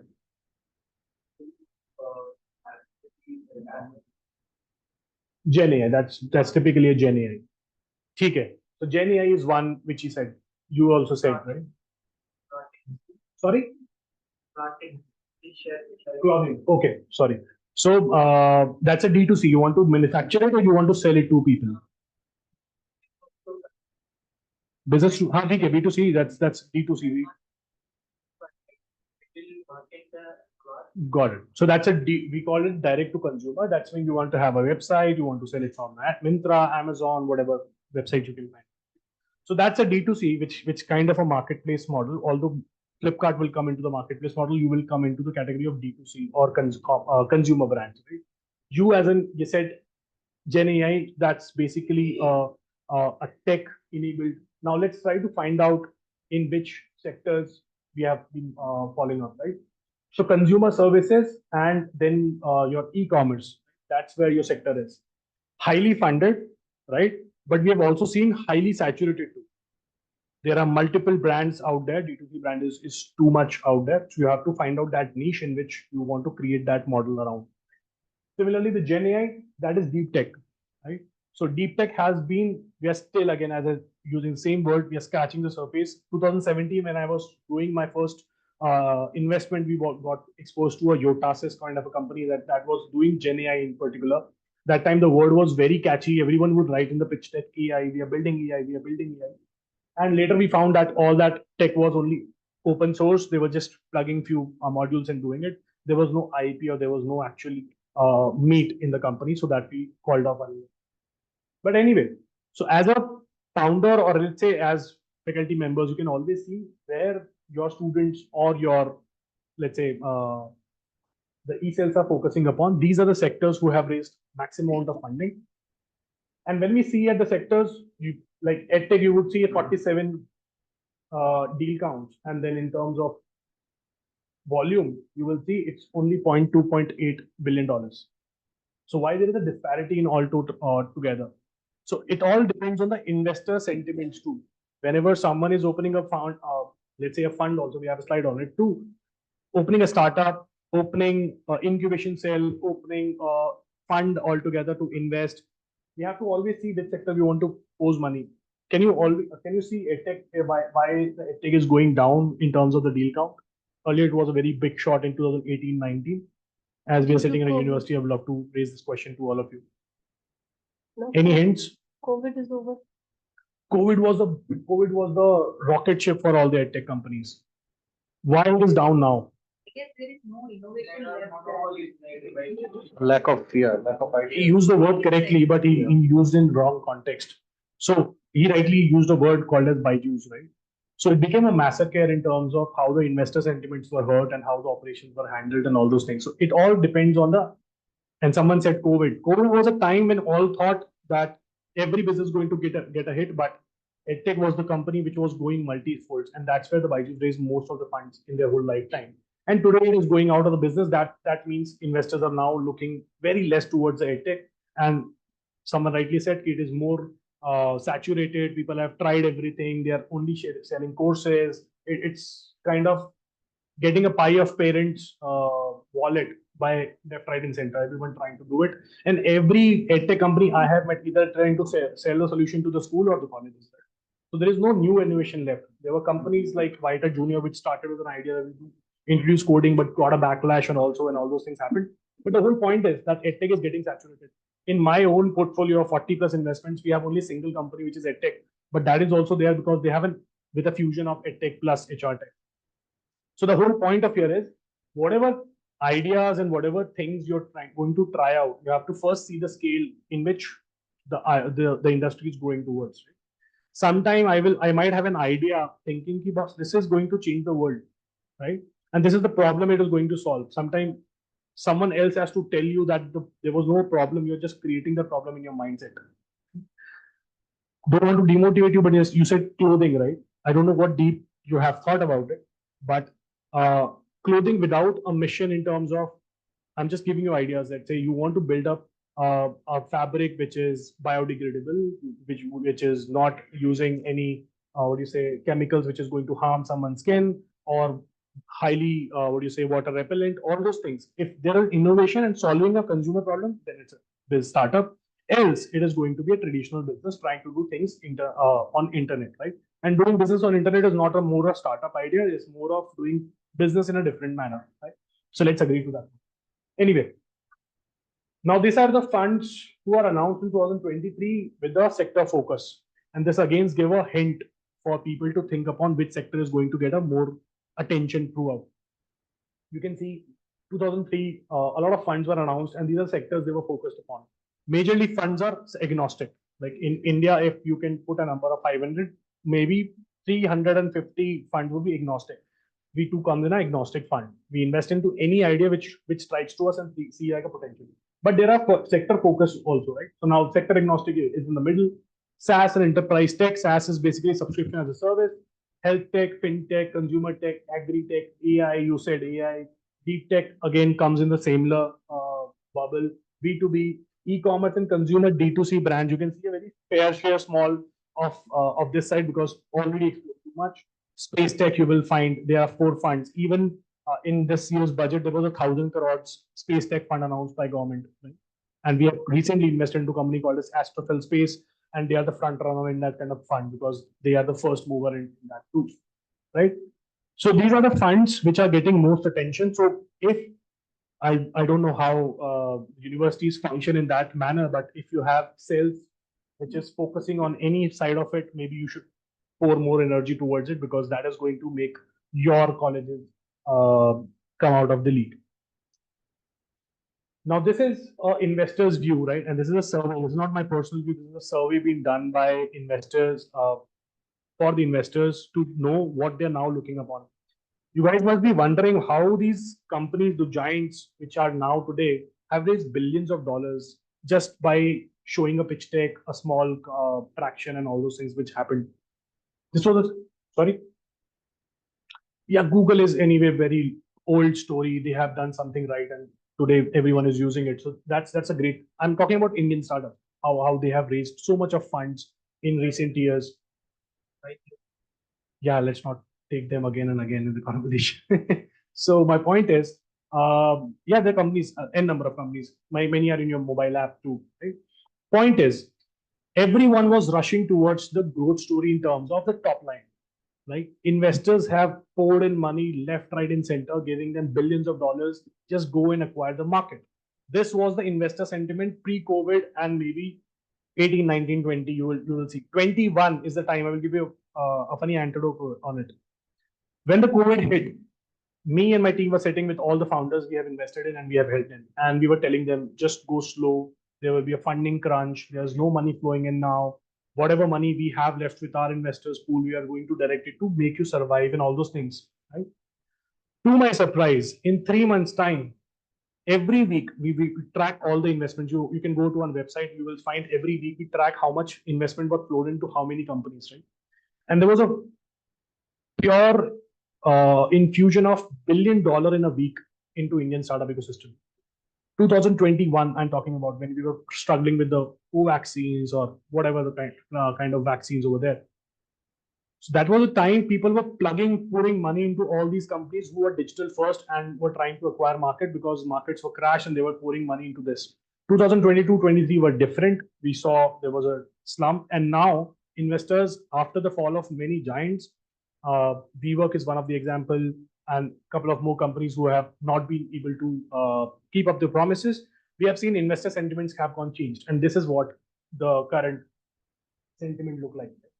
So on the left, you will see how the respondents have responded towards the question of what are their interests. Still, the first priority is top line revenue growth. When I say top line, that means how much of sale you're going to make. That is, if it's a crore, we are giving you money, just increase it to 5 crores, then 50 crores, then 100 crores. How faster you can go with our money. That is top line revenue growth.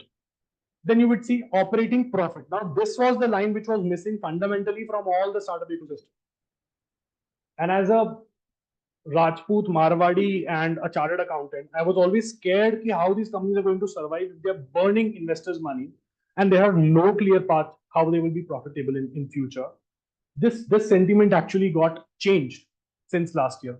When the investors wanted, no boss, you take our money to grow the business, that's okay, but you should always have a visibility or intention to become profitable.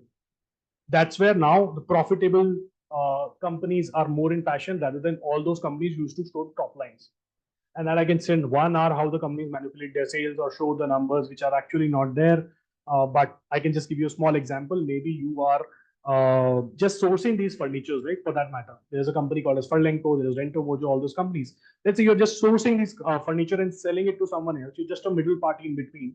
The companies would show their top line as, we bought all this, whatever the sales we have done, this is my top line. So if, let's say, 50 lakh rupees of furniture in this room is being sold to a company, they will show 50 lakh rupees. But is that the actual margin? Any trader would know this is trading. So any margin of 10%, let's say it's only a 5 lakh rupees of sale, but they will show you that's 50 lakh rupees of sale, right?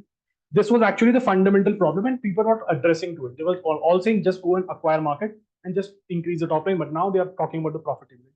Next is lower cash burn. Now, what is a cash burn? If I'm giving you 1 crore rupees of investment and you are burning 10 lakh rupees a month in burns, that means your sale is 10 lakh rupees, your expenses is 20 lakh rupees. Now, net burn is 10 lakh rupees. That means you have a runway left of 10 months only, after which 1 crore of mine is going to out of the picture. How you're going to sustain is actually the real picture. Now you're coming as a founder and telling me I am going to raise more funds after 9 months and I will have, let's say, 2 crores more in my bank account. Since, like, how many months this is going to be running? Every month you're going to burn your 10 lakh rupees, and the burn will go higher if you want to grow and all those things. So this is a vicious circle in which you will be rolling upon. So lower cash burns, like the founder should know if today he's spending 10 lakh, next month it is going to be 9. Next month is going to be 8, then 6.5, and whatever figures that goes down. Then new customer acquisition, they should always target upon how the new customers are getting added so that their top line goes up. and definitely market expansion. So this is whole concentration which has been changed, right? And this is the question was definitely what I just said. What is your view? Should be the primary metric for early startup to focus on financial year 25. Right side, this is for the growth stage startup, right? That is for early stage startup. When you're setting up, that's why I was setting the basis earlier. What is seed, growth, and early? Left side, you will see this is the primary metric for all the early stage. जब आप company बना रहे हो, तब आपको basics पता होना चाहिए. जब आपने company grow कर ली, now the first metric which is coming up for the growth stage company. Now this is not talking about top line growth, right? That's my fourth priority. Now this is about profitability. Boss, we have given you, let's say, $50 million. All these startups have raised $50 million, ramped up their sales. Now they are doing, let's say, $50 million in sales too. What's next? Where is your profitability coming through? So that's where all these companies are now getting hand-cracked. You have seen layoffs happening last year. All this is going to be happening next year and onwards too, because they are now rushing towards the profitability. Money is drying up in the top line, and that's where this is all coming up. So don't have to repeat it. Operating profit at the top, market expansion, you have to do it. Cash burns, you have to reduce. Top line growth is okay. Whatever you have done in sales, we want an exit, you can just reduce it. And customer acquisition, anyway, you have a large customer, which is not a top priority yet so far. Challenges and roadblocks of running a startup, I can go on and on, but I guess don't think so. This is the right forum to think upon. But anyway, any founder which comes to you, maybe in early stage, all these students which are there, they will feel all these challenges when you're setting the things up, right? First challenge, anyway, is lack of capital. They can always go to their father and get money. That's how I also started, and I did my first entrepreneurship in 2012. I was lucky enough to return his money in 2x, so he's very happy about it. But that's the first check which anyone has to look upon. Then the check comes in from, let's say, some incubator cells and some government organizations. They also give some grants, competitions are happening all across the India, right? Then slowly you grow up. I will show you the next slide on that. Market competition, anyone who thought about an idea is already being thought about by someone in different timeline or maybe a different city or different country altogether. So there is no, uniqueness left in terms of at least the idea. Now talking about the competition, if I want to launch a company which is going to do same, which I thought in 2012, today there are 10 more players who are doing the same thing, maybe the truck aggregator or whatever aggregator I want to look upon. Right? Black Buck is there, and then Porter is anyway the big story. So competition is fair. Someone has to pour in more money to acquire customers now. So there is a saturation coming in. But next 10 years is going to be the consolidation. All these smaller companies will get being bought up by the bigger companies. And later we see, today you must be knowing that there are more than 200, 300 EV manufacturers. Right? You go on city and you will see random scooties roaming here and there. This is not a case in ICE engine, right? Internal combustion engine, bikes, scooties, or cars. Cars, so I can't think of any bigger brand other than bigger brands. Any car is on the road. So that is aggregation at best. So वो aggregation traditional business में हो चुका है, startup में अब होगा next 10 years में. And that is where all the competition is going to kill up. But for that to reach up, if you want to get an exit, also you have to bring up a company, fight with the market, and then get acquired at the later point of time, make money for yourself and make money for the investors. Government rules and regulations, anyway, anyone's thought of कि मुझे लगता है blockchain is a great thing. You can see how the government has banned all the things in terms of crypto, at least not about the blockchain so far, but that government is always finicky. I guess how best they curbed about the crypto is that they said कि जो भी invest करोगे हमें tax दे देना. Forget about the profits. So ultimately everyone stopped investing. That's how the government play a very pivotal role in those parts. Lack of experience skills, everyone start as young, and we have founders in our portfolio who have started their business maybe after 40 years of age or 45 and 52. We have invested in them because we knew that they got a relevant experience from their last 15-20 years and right bet to play a bet on there. But when someone starts young, the experience is what lacks. They don't understand finances, they don't understand how the market reacts, how the customers adapt the product or not. So it's a complete different ball game. But what it takes is you have to develop those skills fastly and then get investors' money and maybe wrap it up. But anyway, that's a thing. And fear of failure, I have seen this multiple times. And maybe if I was that time too, I would have same thing. When I shut down my tech business, I was looking towards that. I can be a success in this side of it, but if I get failed altogether in my exam, how would I actually survive? And that's why I took a step back. That happens with everyone out there who's in college. If I put a number, I don't know how factually correct I am, but let's say अगर किसी room में कोई class है जो graduate हो रही है किसी कॉलेज से, अगर वहां पे 10 स्टार्टअप बनने वाले थे, उनमें से 2 या 3 ही एग्जीक्यूट होते हैं और वो भी आगे जाके बंद ही हो जाते हैं mostly. So because everyone has their priorities, they will do it कि ठीक है अच्छा लग रहा था कॉलेज में सुनने में कि स्टार्टअप कर रहे हैं, बट आगे जाके जॉब मिल जाएगी तो job is much safer. How will I earn more money is what matters at this point of time. So this happens. People fear of failure and they come out of it. That's a complete normal notion, but that's how the committed people come out of it. Now ways of raising fund. Now this is quickly I will run through it. Bootstrapping, I said the first check comes from, let's say, a father or teacher. Like my check came from father, and recently my boss invested in our own company. Like he just picked up his phone and said, Vijay, you're doing a great job. I want to invest in your company. And he invested a small check into our company. Although we are not raising at all from that point. We don't have to raise it. It's more of an investment thing. I told him you can do angel investing. He said, I want to bet on you. So this is how you actually gain confidence also on people around you, that you should always go. Like I remember Ather ka story, that first scooty they sold was to their teacher. So all the teachers out there, you have a difficult job to play. Now you have to see the random ideas getting pitched and you have to take a decision on it. But the point is, people who are around you going to help you at that point of time, and they become your first angel investor. An angel investor is someone who is, by SEBI guidelines, I will just rephrase it, someone who has 2 crore rupees of net worth, excluding his house, and have 10 years of experience or earlier investing experience. That person is called as an angel investor. Not to be understood by many, and many people who, let's say, just starting up also do an angel investment. That's completely all right. That's a SEBI guideline we have to follow as a fund. But angel investor can be anyone who you think मुझे 50 lakh चाहिए, so I can go up to someone and he can write a 25 rupees check, and then 2 more people write down the rest of the check, and that becomes, you raise the first angel investor round. Venture capitals are those structured funds who raise capital from those HNIs who actually give them larger chunks, who can they invest into the startups. Right? There's a beautiful presentation in slide also in the next slide. But these VC fund, this is the capital I was talking about. जो मेरी first meeting थी, this was a 100 crore VC fund getting formulated that time, right? And this is the money of HNIs, ultra HNIs, family offices giving them money. Boss, you go, we don't understand how the startup industry works, but we create 100 crore corpus, take 1 crore from me, and let's say this room is full of 70 people, 70 crores coming in, and they float a fund and they invest into startup, generate returns, give it back to the investors. That's how they make full money, right? These are the VC funds. India में बहुत VC funds है. I have a picture showing that also. Incubators and accelerators, they are a great, I guess, couple of good schemes of government is supporting these incubator and accelerator.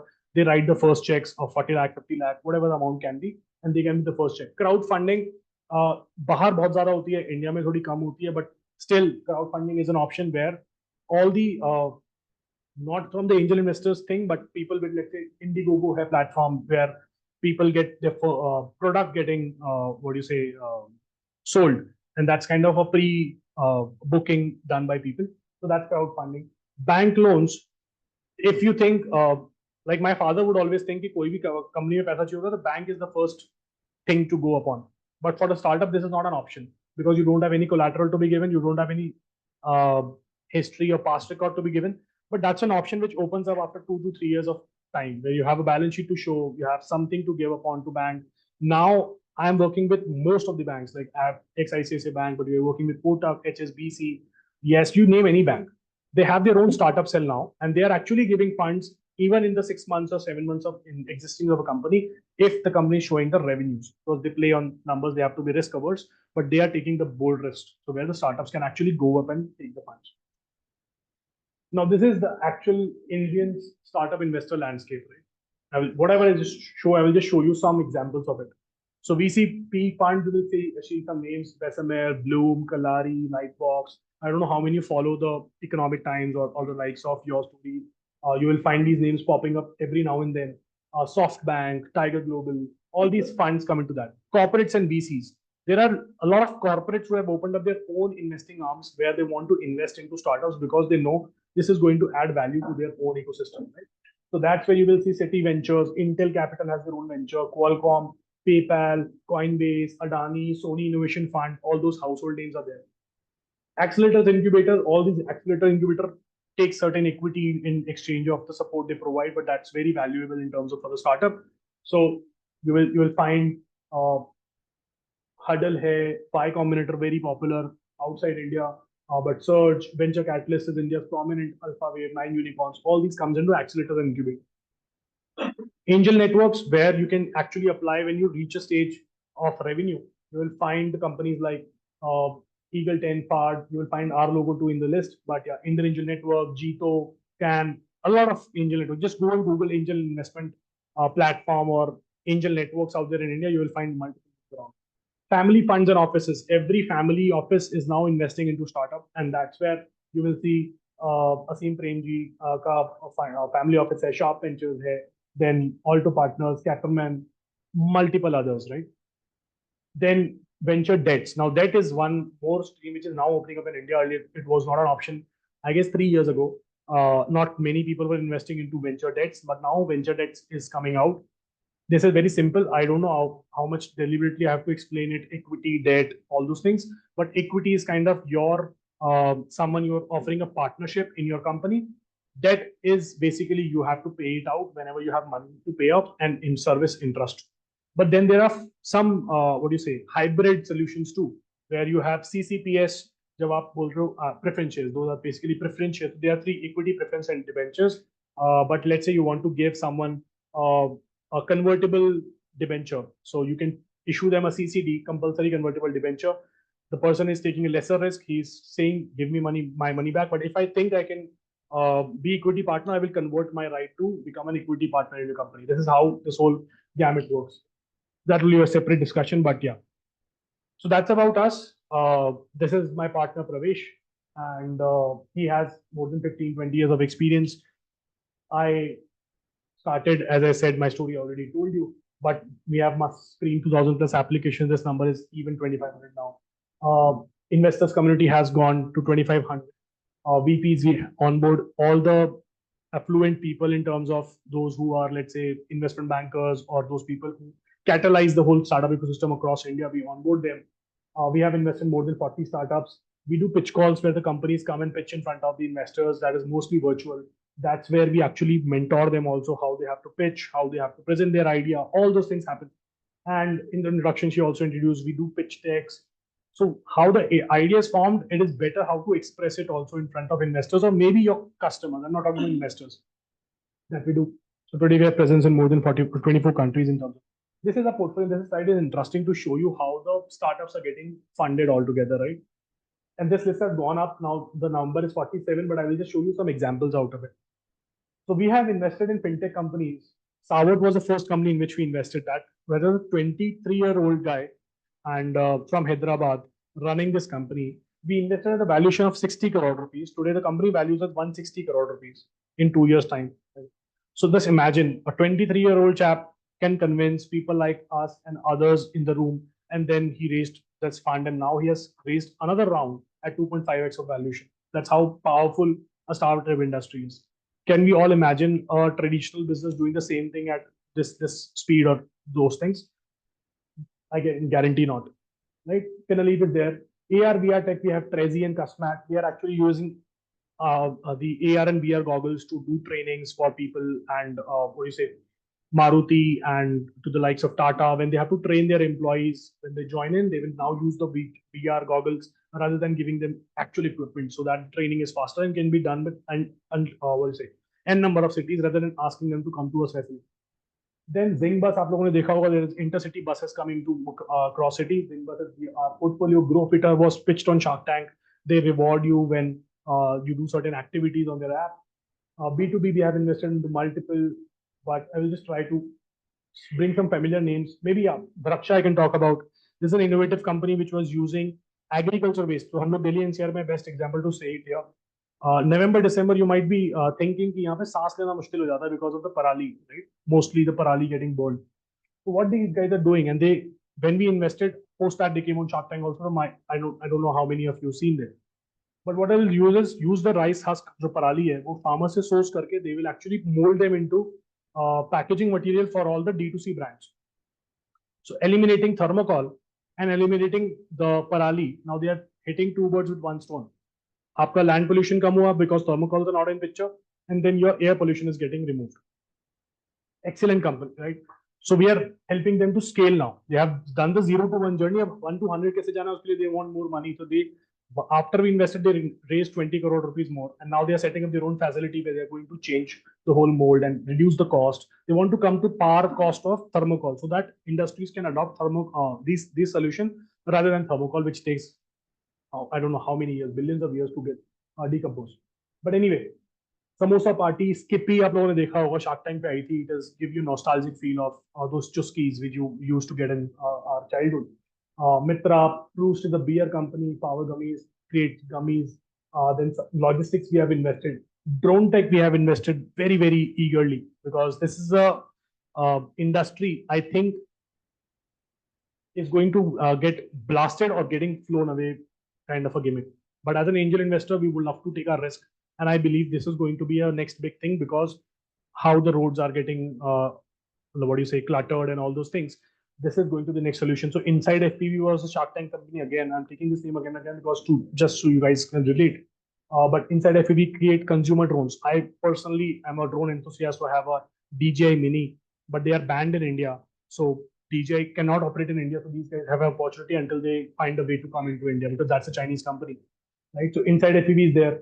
TSA Drones is actually doing delivery of all the what do you say, lab samples, all those, and they were incubated in IIT Delhi. Last year we invested that time. Uska valuation था 20 crore. Now we are looking at around 150 crore. Right? So this is how the wealth can also be created for the founders, for the investors, for the community, and all this. Sky Air is again doing drone deliveries. अगर आप Lenskart से आज कुछ चश्मा order करोगे Delhi NCR में, इनका drone deliver करेगा आपकी सोसाइटी में if you are Sky Air enabled. In drones, again drone delivery. So, and then I said about EdTech. So Geekster is one of the company जो कुछ courses provide करता है and then provide job also. That was their mode. So then we thought कि जब कुछ real value है इस business में, then it makes sense to invest. Otherwise, you won't find many EdTech companies in that picture. But anyway, that's a clear presentation of what kind of companies actually is a startup. Rather than sometimes people get confused कि boss मेरे को एक idea है, this is a $1 billion idea and this is going to blow up. If it is, you would get to know when you pitch it to investors or maybe your friends too. That's how this is. That's it. I guess I will rest my case. I'm happy to answer any questions.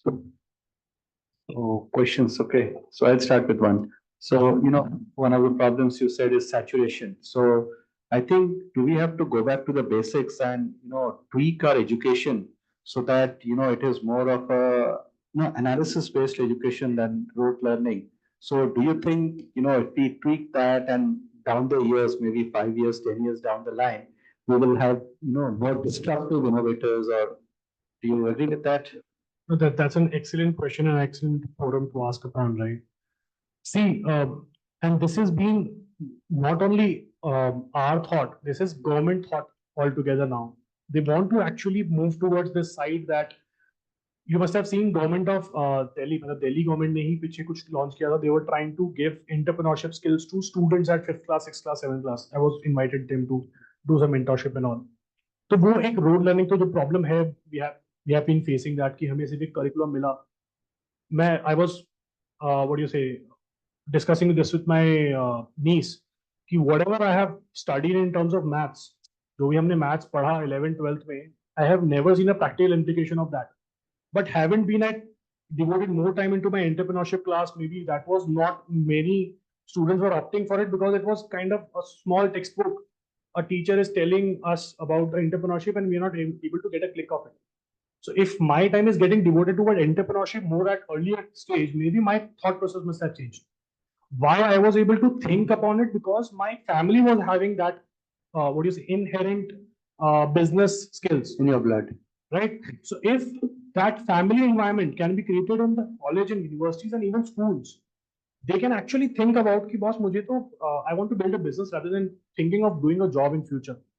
And that's a long process. We can't do it. Even the third process, like I'll give you an example. My wife did a statistics master's from the US. So the first assignment was predict who will be the next president, a Democrat or a Republican. So based on the previous, data. So we don't have that sort of thing in India. Like, it's all, you have 10 formula in statistics, you memorize this, and then you think where to, apply. So that is, okay. So the second question, the question of cash burn. So can we learn something from the Japanese companies? Like Toyota is probably, a master of mastering cash burns, right? So any. So, sir, Toyota is great in their price hikes too. So Now, yeah. So what kind of Toyota Fortuner they used to sell at 19-20 lakh, now it is 55 lakhs. So, and whatever the quality they have done. So Japan has a different psyche. I was going through a detailed podcast how Japan has flowed upon and how they are, at least the automobile industry. I'm very auto enthusiast. I always look into what is happening in auto industry. So Toyota is a right example. How Japanese curb their cost is because they standardize all the processes. They have these meetings internal. We will on day one, on April 1st, we will think of an idea. We will work on this idea for the whole year. And we won't iterate it. Even if in 6 months we feel that this is not going the right way, we'll still complete the whole year and then we'll think this is right or wrong. India is a different picture and on a good side. So India will think on day one, we have to do it. This is agile methodology. Right? So we'll start and on day one, day 20, we feel this is not going to work. We will wait till day 40 and we'll try to iterate and we'll try to change. Right? This increases cost. Right? So we try to adapt very fast. And for startups, I guess this is the right way of doing it things also. I love it when people try to pivot very faster. Japan has a tendency to make it work and they will make it work. Right? For traditional businesses, definitely that's a right way to work because they have invested so much money into some idea and 6 months gone, so they will work for 6 months and they will make it eventually work in 10 years. Startup के साथ में थोड़ा agile methodology ज़्यादा work करता है, so they have to quickly turn up. जैसे मैं example देता हूँ, कोविड के टाइम पे whoever was very project कि मुझे तो वेट करना है जब तक लॉकडाउन नहीं खुलता, I won't start operations again. They died their own death. I have some of my portfolio companies going that way कि नहीं हम लोग वेट करेंगे, हमारे शोरूम्स खुलेंगे वापस तभी हम सेल करेंगे. But quickly few companies pivoted and they launched their own websites and tried to do all the social media marketing and started selling right across. So वो quickly change करना, adapt करना बहुत जरूरी है. And that's where the cash burns की बात जो है वो थोड़ा initial stage में ज्यादा होता है. लेकिन if they are controlling it in a process manner and later manner, that can go down. So is AI involved in evaluating the outcome of some of the proposals, and how adaptive is that AI? Okay. See, AI is still a gimmick. Okay. I'm very, very blunt in saying public forums too. I don't know why I do it, but I have a session in Singapore also in December at the same time, and I'm going to use the same statement. The problem is, whatever AI is now, we are listening. I'm saying my experiences from 17. I'm not an expert in tech. I can understand tech, but I can't create any tech. Right? But the problem is, whatever AI we have seen these days, and maybe in all of your mobiles now it has reached, that is ChatGPT. Today you open up your WhatsApp, you will see they have integrated Meta AI. You can search and you can have conversations with the Meta AI. Right? So Gen AI is the future in terms that is very, no one knows where it goes. So Elon Musk has made his own statements. This is the most dangerous things we have created this is a demon. We don't know how to control it also. So tomorrow there will be implications. How good or bad we will see. How best we can implement it. They have unique potentials. Yesterday I drafted a JD for a tech hiring. I want to hire a CTO at my firm, and I did on WhatsApp and send it to my tech friend who works at DHL. He said this is absolutely perfect. And just before the call, I was asking him to just generate a JD and send me. Boss, he said कि मुझे ना कल तक का time they. I'm just busy right now. I just sent him and said, can you just check? And I will show you the text. He said, this is perfect. So this is not happening because AI is learning, but there are all funny examples where AI is getting manipulated. You can just say anything to AI, he will accept it. You just try, you can do say 2 + 2 = 2, he will say 5 or 4, you can say no, it is incorrect, it should be 5, and maybe there are examples they have agreed to it. So this is just a brink of an ice, but I can see just real-time application so that this topic of Gen AI can conclude. You will see Gen AI is getting more practical where the traffic signals can get more not number oriented, but can actually sense the whole idea with some cameras and all those things. And they can actually judge the whole traffic and open the networks right through it. There is Nayan in our portfolio, which is trying to do the same thing. Right? Then AI, definitely conversation AI. There is one more company in which we are investing is called as Lia Plus. And that's also MIT incubated. Aapka Noida company, and I don't know, you know it, you must. Yeah. So two young entrepreneurs और उन लोगों ने पहले जब मुझे pitch किया था, I was in a similar event in their Noida campus. मैं वहाँ पे 3-4 बार जा चुका, this is my second visit here. But that time they were pitching me कि any Gen AI employee, you can create an employee profile and it can have a conversation with you. I can say कि मुझे कल कहीं जाना है तो you can fix an appointment on the email. So they were creating an email employee. 6 months later, they changed the model. Now they are Gen AI on the phone, so voice AI. So they are trying to solve a problem. I guess Amity का आपका South में कोई there's a college, I don't know, some premise have started using it, and it is going to make automated calls, understand what the person is saying, and try to book reservations or share about the courses and all those things they can do here. So there are huge potential. We can't still thinking about it. कैसे वो होगा? AI का best example, Elon Musk has done it with his own Teslas, which is riding on the road. So there are good use cases. We must have to see. So you said the next wave of startups is aggregation. Like this is the, like Samosa saying. So they are aggregating what conventional things are. So would you say that the next generation of startups is aggregating the current startups? Oh, wow, wonderful question.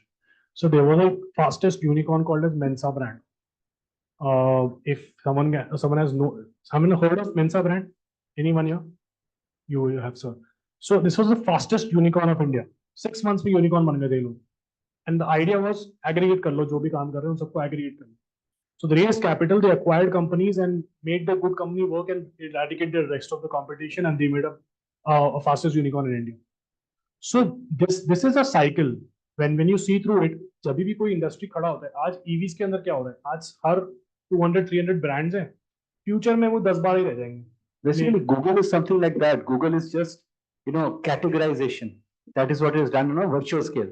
So if you do the same thing on a physical thing, it's, it just translates to the same thing, right? Absolutely. They killed up the competition in the future, in the earlier times, right? Yahoo Mail सबके पास था ना. I had a Yahoo, Reddit, or whatever, Hotmail and all. The aggregation will happen. So today, you think of any cab booking you can make apart from Ola, Uber, BlueSmart, or maybe one more Rapido or something. Again, this happened aggregation, right? Last 5-6 years, we have seen acquisitions happening. Taxi for sure बिका, फिर कुछ companies बंद हो गई, किसी पास cash नहीं बचा तो हुआ. Ultimately, वो companies बच गई जिसके पास में पैसा था और जिसने customer acquire कर लिए starting में. So aggregation is going to happen. Starts with every industry. Drone tech अभी aggregator हो ही नहीं सकता because ये अभी start ही हुआ है. So the top player right now is there is Garuda, there's one more company, Infibeam maybe, but all these companies are top. They are now starting going to acquire the little competitors. So आपने जो बोला, is it the right time to start up only aggregation? Maybe, maybe not, because a lot of problems are yet to be solved in India. Maybe someone has to just think better than the competitor, or maybe think of a uniquely done way. They can still master it, and then getting acquired and making more money at the exit is a picture. So maybe aggregation will also saturate in a few years. Then you have to have another disruptive thing. Okay, so one more question is, so I did not see much of core manufacturing in the startups. So is that something to worry about? Okay, see, manufacturing, I mean, a Drakshak example here. They raised 20 crores. Out of this 20 crores, 13 crores is going into their factory setup. Now, factory setup means a lot of capex is going into their manufacturing. As an angel investor, or let's say any investor, हम लोग क्या सोचते हैं day one पे कि the scale has to come. Scale, now let's put two examples. One company which is selling garments online, as this gentleman's idea, and someone who is aggregating and selling it to multiple stores but making larger sales and have potential to grow faster. तो जहाँ capex involvement कम होता है, because everyone has limited capital. अगर मैं आपको 1 करोड़ रुपए दे रहा हूँ कि आप मैन्युफैक्चरिंग के लिए 70 लाख रुपए स्पेंड करके पूरा सेटअप बनाओ, then you do 30 lakh rupees of marketing or do sales, and I'm giving 1 crore to someone and he's only spending into, let's say, some marketing and some integrations and some legwork of salaries and all, he can grow faster. तो हुआ क्या है पिछले 10 साल में, people have poured in money only to the companies who can scale faster, and only tech companies got the funding. Hasn't been investors not looking into the manufacturing side? Yes or no? Early stage investors are not looking into companies who are into manufacturing, but the late stage investors like private equity funds, the PE funds, वो लोग कर रहे हैं investments. Maybe they are also going to SMEs now. You have the manufacturing capability now. Let's pick it up. Ola has now started investing into their capex, right? Ola Electric have their largest EV manufacturing facility now. So all the startup has limited capital. They will always infuse the capital in their marketing, their sales, their salaries, all those things. Manufacturing के लिए वो पहले outsource ही करते. जैसे Mama started, they always outsource. Currently, I'm sure that they're out doing the contract manufacturing most. But that is what is up, right? Yeah. So in that process, SMEs got the business, but slowly these SMEs will get high tech. So we recently were on a panel and we were talking about how the SMEs can actually get startupized. जरूरी नहीं है आप startup की तरह सोच, मतलब you have to just think like a startup, don't act like a startup, right? So that change is going to come जब आपको लगेगा कि first generation ने जो manufacturing facility बनाई है उसको जो second generation उसका जो बच्चा है या फिर whatever the descendants are coming, now they're thinking wide and now automating it the processes. So that would be a startup. Any more questions? Yes, sir.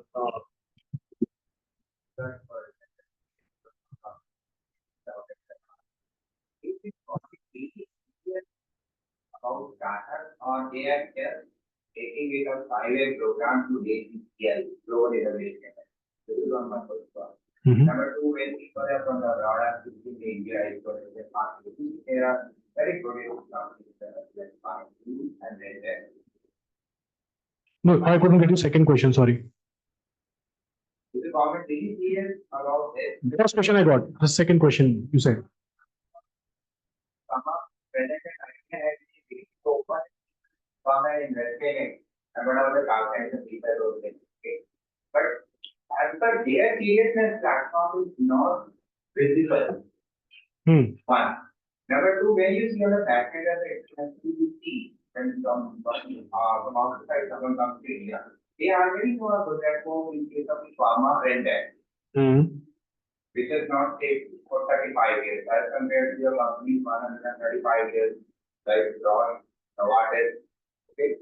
And then second question is about when you're talking about this seriousness in the business of educators. It started from an app, reached to guys, raised billions, and today. This is my total question. So, how serious is the format about it? Because I had a conversation on meeting in 2015 by the WTC over there, Standard India Startup. So many government. That was the day, and today is very, very good. ABC, number of companies came, and it's very easy to say that last year they have came out 85,000 patents for planting. Is what seriousness about planting a patent, it is GIA rating, Global Innovation Index. So there's a race going on to raise the GIA for a Great. I just thought, what is this thing? Got it. Because it is not transparent. See, now this answer can go very detailed, but I will try to just summarize it in a portion, right? Because this can be a 1 hour debate on what are the potentials. The point is, see, government, if you see abhi recent budget ke andar, they eradicated angel tax. They removed angel tax altogether. What was angel tax? Angel tax was a curb created by government that if a startup is raising at X valuation, we won't agree to that valuation. Whatever investor has put the money, we will understand that this is the valuation on which you have to pay the tax. So angel tax became a curve in terms of, because government is slow in adaptation. We have to accept that fact. Whenever something blows up, they try to first take a step back and try to understand how well we can mitigate this. Same thing happened with crypto. The crypto came into the picture, they started just curbing it all together. Startup is not the same thing. Startup came in and government was very opportunistic in terms of this is going to change few things, because her government के manifesto में लिखा होता है कि उनको employment create करनी है, उनको sense of life betterment करना है, मतलब लोगों का रहन सहन improve करना है, all those things they have to do. There is a manifesto of every. This is not something which is out of any individual's livelihood kind of a proposition. Startup is kind of changing your life. आप Zomato से खाना order करते हो, Swiggy से खाना order करते हो, EdTech apps जो भी आपको हेल्प कर रही, all those things. So government is onto it. Now let me give you some examples. Startup India is in proposition they have created. They are giving funds every incubators and all. We got a proposal from a government-run agency. I won't take a name because it's kind of a competitor, let's say Amity. But they gave a 2.5 crores of grant that we want to invest because this is coming from government and it's a mandate to invest into startups. So hota kya? And then I was with the AICTME, जो इनका education board है, right? And they are actually trying to do entrepreneurship. जैसे मैंने बोला कि early stage से colleges में, schools में, they want to promote entrepreneurship. ये तभी होगा then when you can actually tell the people in the crowd that you don't have to go for jobs because there are no job enough.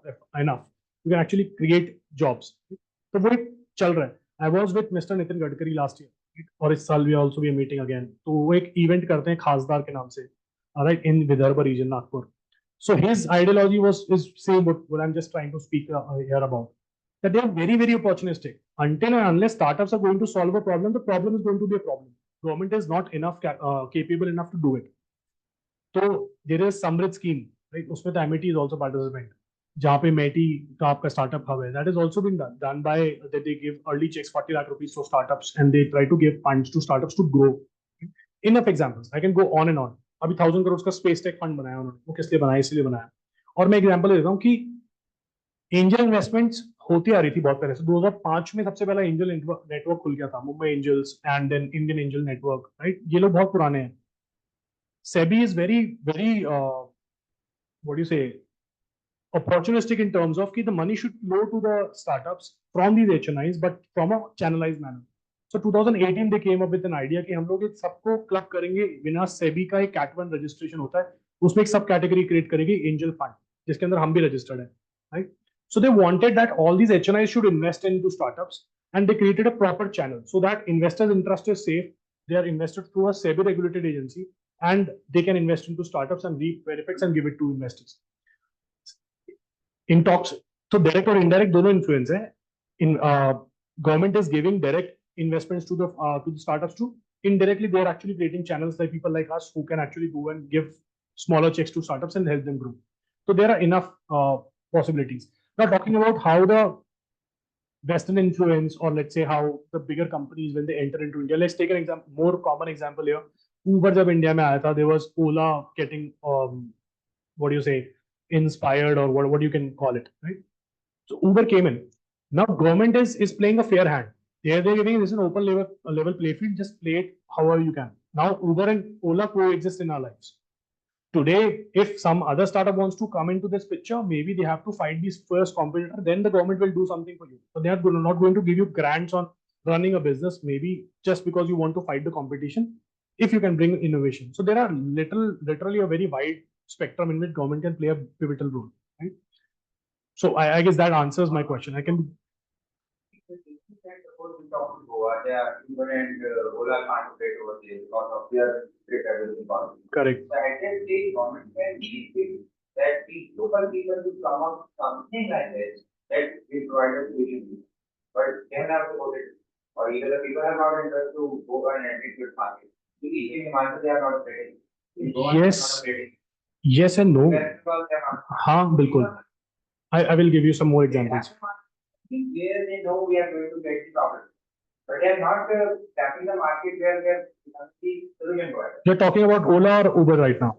Both. ठीक है. See, होता क्या है, आपने भी देखा होगा कि पीछे जब भी Ola and Uber try to penetrate a market, all these taxis and autos try to resolve to it. And there are cases. Now it's a 7 to 8 years journey. अब तो हम उनको startup भी नहीं बोलते. Now it's a more of a conglomerate functioning more than any startup out there. लेकिन इसका एक better example अभी recent time में ले लेते हैं. You must have seen कि all the Chinese brands have been stopped, right? At least in the electrification of India. तो आप किसी का भी नाम ले लो. Elon Musk tried to set up Tesla in India, but he said कि मुझे चाइना से अपनी बैटरी बनाने दो. Government denied it. That's how your Tatas and Mahindras are able to launch their vehicles and sell it. If you open up the doors, and there is, हम लोग पढ़ते हैं, मतलब in the CA course we have, in the import duties you have specifically anti-dumping duty of China, like 6C कुछ एक section होता है जहाँ पे हम लोग चाइना से imported चीजें special duty लगा रखी है. You see all the prominent brands, they can sell their cars at 25 lakh, 30 lakh rupees in abroad. But when they came into here, they have a 100% tax imposed on it. Why is it done? Government is supporting the local manufacturing system of Tatas and Mahindras to like so that they can do their domestic. अभी recently उन्होंने अपना एक project दिया था, I don't know in numbers, about $4 to $5 billion. Someone has to invest in India and then only they can actually come and manufacture in India. So now these companies are actually trying to, almost there is a brand called as VinFast. They have committed that they will do. So government is trying to curb wherever possible and try to motivate Indian companies to do it. But if this always become a what do you say play, जैसे है ना, मैं किसी सही podcast पे सुना था मैंने, that India is a good lobbyist. जब भी कुछ होता है in their not in their favor, they try to lobby. They don't try to innovate, they will try to lobby कि सब इकट्ठे हो जाओ और मना करने लग जाओ. Like e-commerce जब flourish पे था, Flipkart and Amazon tried to sell.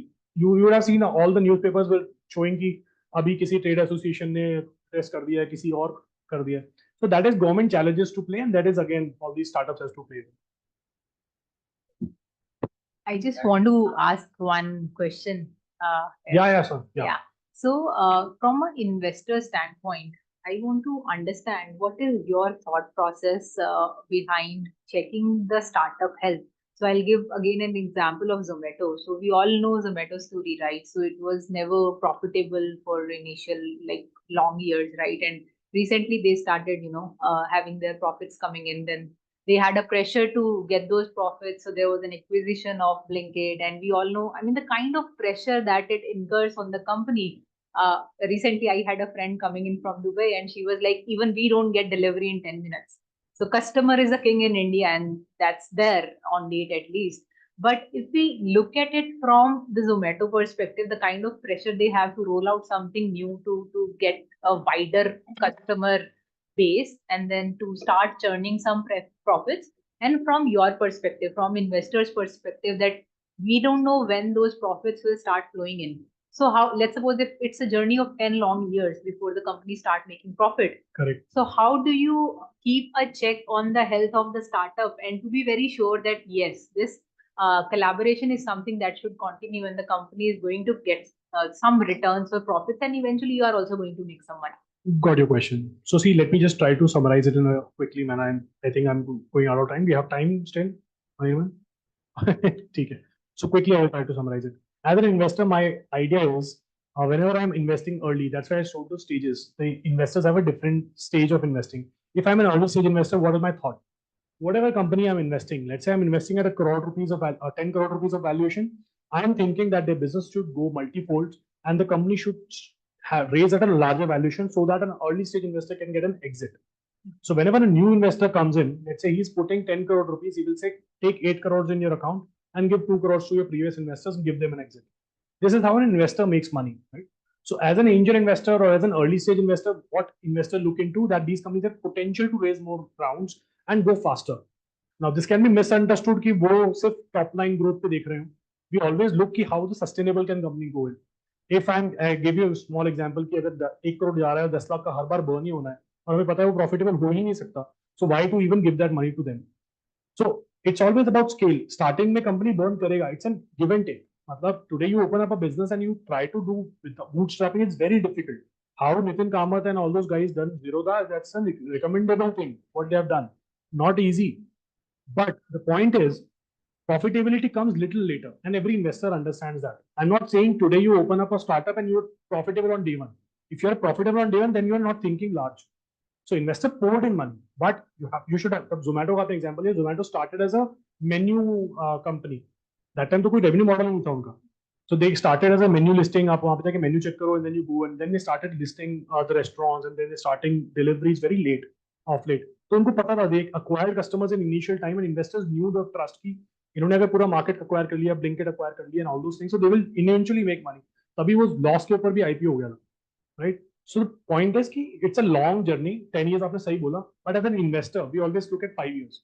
I think my exit should happen in 5 years, and that can happen if the company is growing at a faster pace. Okay, and what if the company is not able to meet your target? So if you have envisioned 5 years and let's suppose you don't see it happening in 5 years, so what is the step that you're going to take? So ultimate step is either we stay for more longer, and the hardship is sometime if something is not clicking in 5 years, then the next 10 years also it is not going to work out. We understand that. So either the company is going out of business because founder has lose the interest. So there are multiple instances जहाँ founder ही business बंद कर देगा या फिर founder बोलेगा मैं इसको ऐसे ही चलाऊंगा. So our investors stay invested जब तक वो कभी कुछ बड़ा हो नहीं जाता या फिर that goes in.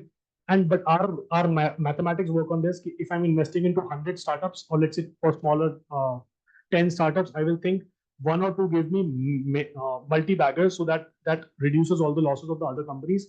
Few companies will keep on running, few companies will get shut. Few companies will give me 2x, 5x of return, but one company can be an urban company which can give it 200x of return, which will wipe off all the losses. So these are the investor things, very simply. Yes, maybe last question. Yeah, please.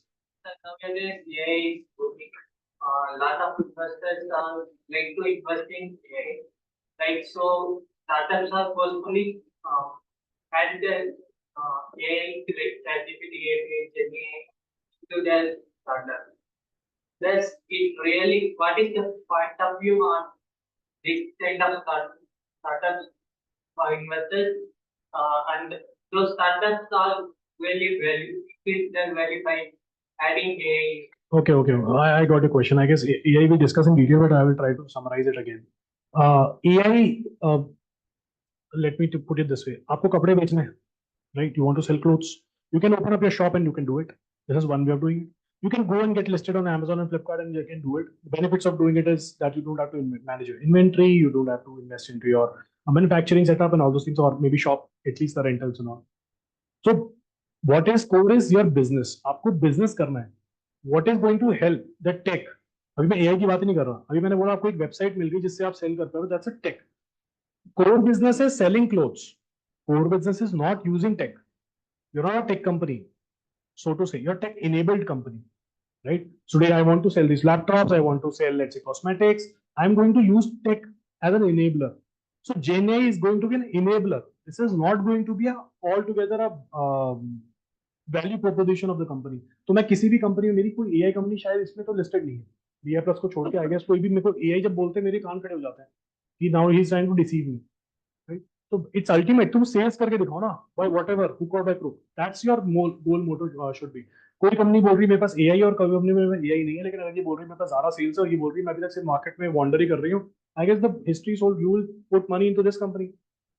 As simple as that.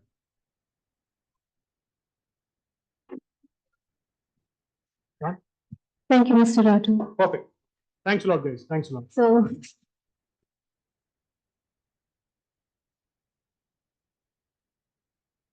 it's a lunch time and let's go for a lunch and we'll resume back around 2:30, I guess, if possible, otherwise 2:45. We'll do it fast.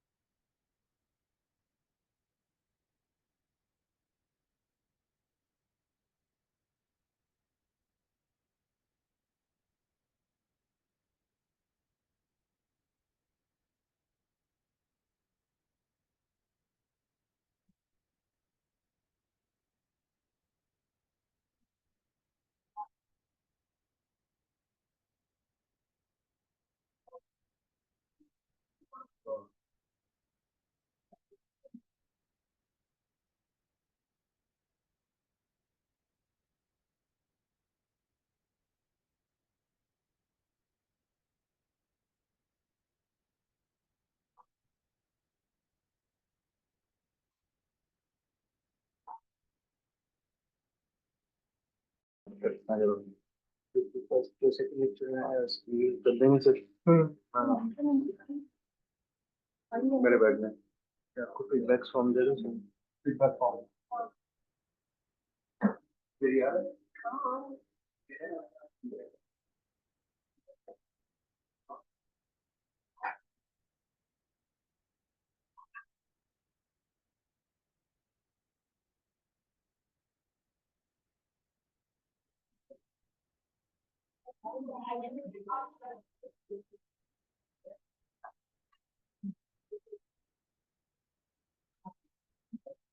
ये हम पकड़ा लें।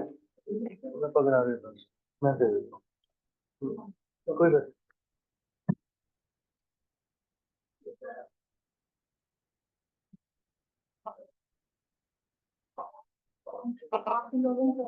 हाँ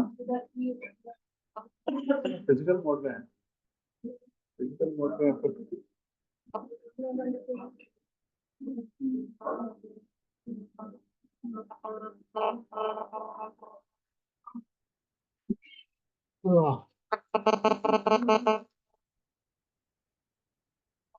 मेरा तो login है ही। मेरा तो वही लॉगिन मेरे लॉगिन को पता है। तो लैपटॉप तो चलो ठीक है।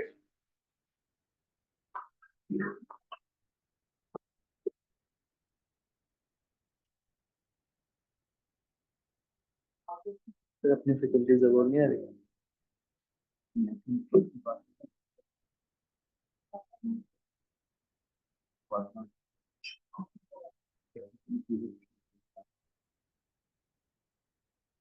ये लोग चलेंगे लग रहा है। फिर अच्छा से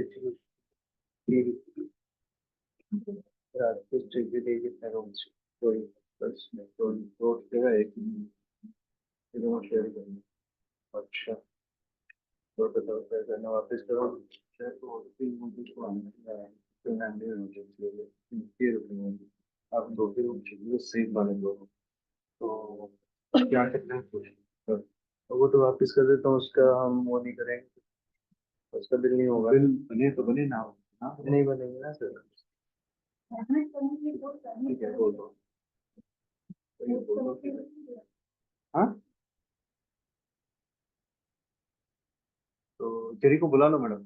103 हो गए। Camera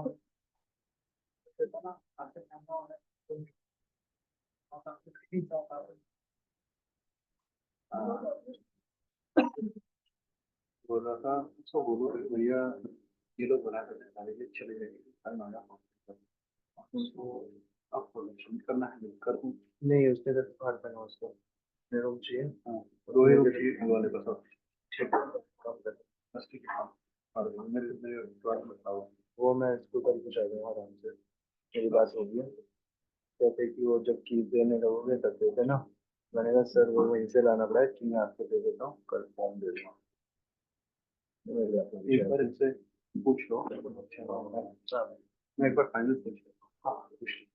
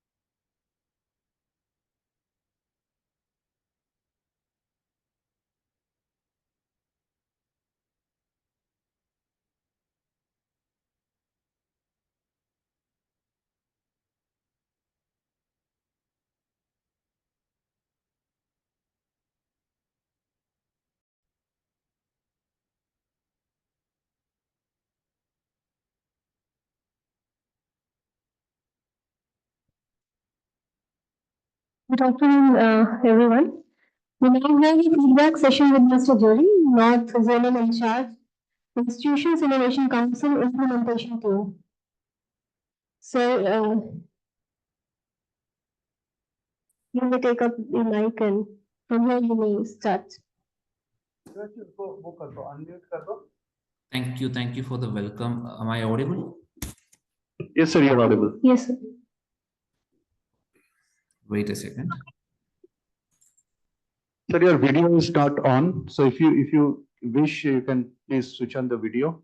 Yeah, sure. I'll be shortly switching on the video. Just hold on a second.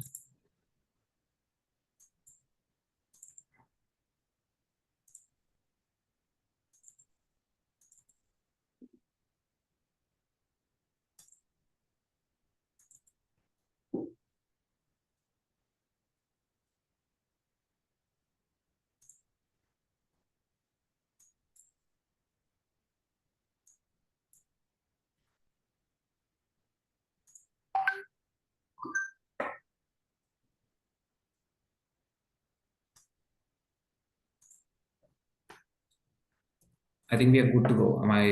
Can you see me over there? Visible and audible as well. So let me inform you that we have two representatives from Hindu College of Engineering, Mr. Gaurav Agarwal and Mr. Chirag Rohanna.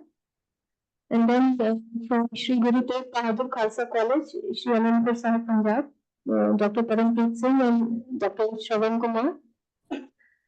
From Bharatiya Vidyapeeth College of Engineering, Delhi, we have Surinder Kaur and Dr. Savita Yadav.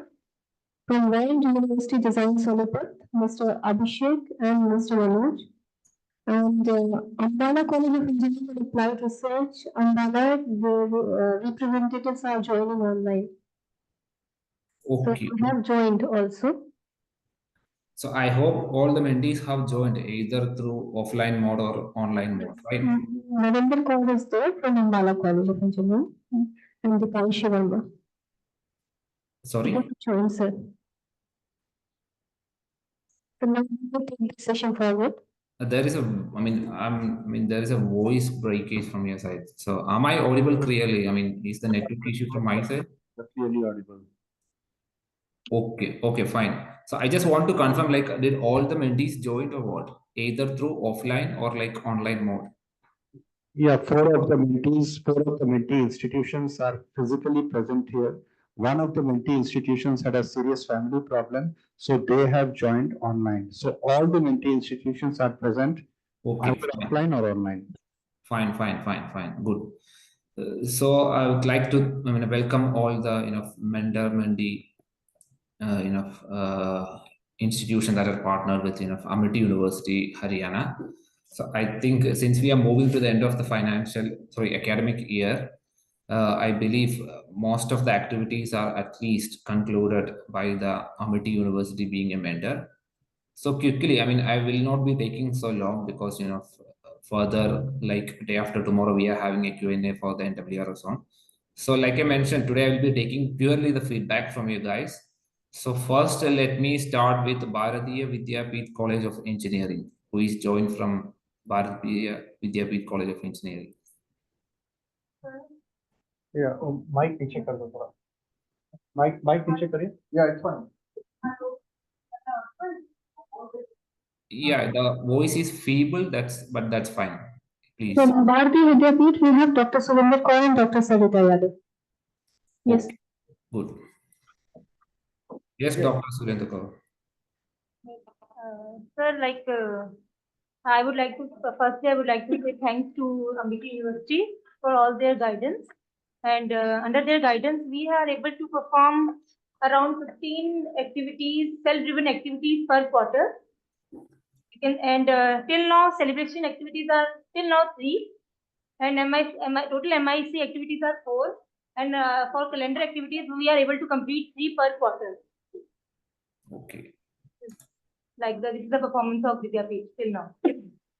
So is the progress evaluation done in your institution? Sorry? The progress evaluation, like did any of the mentors visit your institution? Sir, they will visit on 17th we are planning. On 17th we have planned to visit your institution. Okay, fine.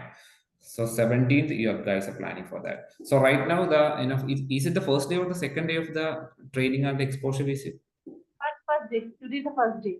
This is the first day. Okay, fine. So how is are they contributing, like what all are the activities have you conducted? Can you give me an insight from your side? They have taken the 2 sessions, and the sessions are very helpful. Like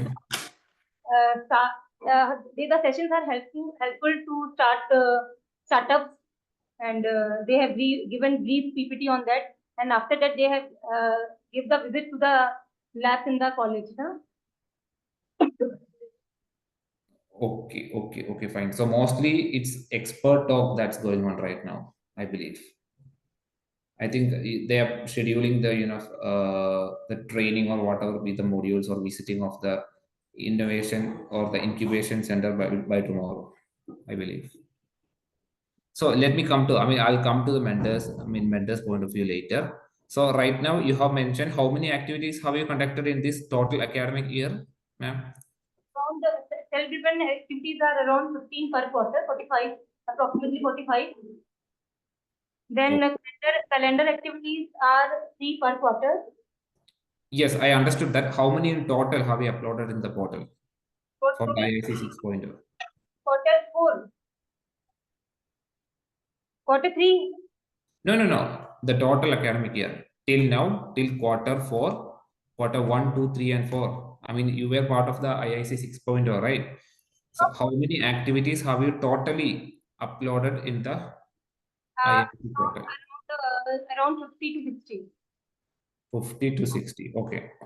And that will be a combination of self-driven and everything. Okay, fine.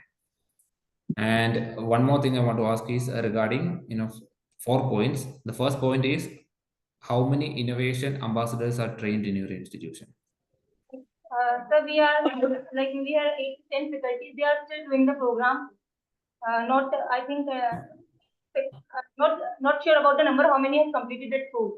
Okay, so this is the first thing. I'll generalize in the finally while talking with the mentor institution. So you're not aware of the innovation ambassador number. What about NISP policy? Have you adopted NISP? Sorry, sir. NISP.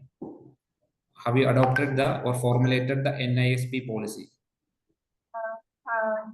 No, sir. National Innovation and Startup Policy for your institution. Have you adopted any policies for the promoting the startup and other activities for your institution? I believe no, right? Okay. Have you adopted, ma'am? No, we had advised them, but they are still not adopted. They are most probably working on it, but we had advised them on that earlier. Okay, fine. Okay. And also for the ambassador training also in the quarter 3 progress review meeting, we have asked them to go for the ambassador training, but since their college is not very big enough, so they were facing certain problems. No issues. Generalized, I will be giving insights at the end of the feedback. So I just wanted to know whether they have conducted or not. No, that's fine. Are you having any pre-incubation or incubation unit in your institute, ma'am? Incubation center in our college. Sorry? We have. Is it pre-incubation or incubation? Like, is it part of your institute, like a pre-incubation facility or incubation?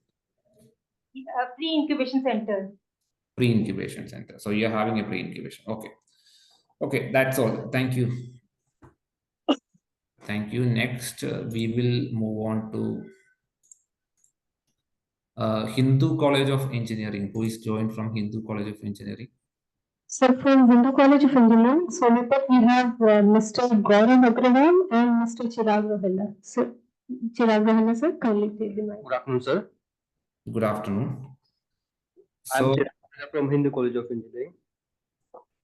Okay. Yeah, good afternoon, sir. How is the exposure visit going on? What is the feedback for the mentor-mentee? Session was very good, providing valuable insights for innovation and entrepreneurship. And we know how to include fundings for the new startups. Okay. And how many activities have you conducted in this academic year in total? 35 round activities we have conducted. 35 activities you have conducted. Okay. And for the mentor mentee, like, what is your overall feedback? Like, how many activities have you conducted? Have you conducted the 2 IIC calendar activity being part of mentor mentee? And what is the progress evaluation going on from the mentor side? One is conducted and one is on 20th. Yes. So 1 IIC calendar is conducted as of now. Okay, fine. And next, what about the innovation ambassadors? How many innovation ambassadors are nominated from your institution? Our 2 innovative ambassadors are training. At what level are they in? Like basic, advanced, or upskilling? I didn't get the information. Two members are training. Okay, you just know the number. Okay, fine. What about NISP policy? I was asking about the whether they have gone through the basic training or the advanced courses, and they are Basic training. So, what are their names? Dr. Kiran Narang ma'am and Dr. Puneet Pahuja sir. Okay. Okay, fine. What about the NISP policy, sir? Have you adopted any policy? No, sir, we don't adapt. You have not even adopted anything. Okay. We advise you, but yeah. So, I mean, we will move on to that finally, Dr. Aniban, no issues. Like, I just wanted the number, like how many institutions have conducted at least. Okay. And what about the pre-incubation or incubation unit? Are you having any pre-incubation or incubation unit? Don't have pre-incubation or incubation. You don't having. Okay, fine. Okay, that's it. Anything to suggest or not, something to add from your side? What's that? Pardon? Do you have any suggestions with respect to the mentor-mentee program that is already organized?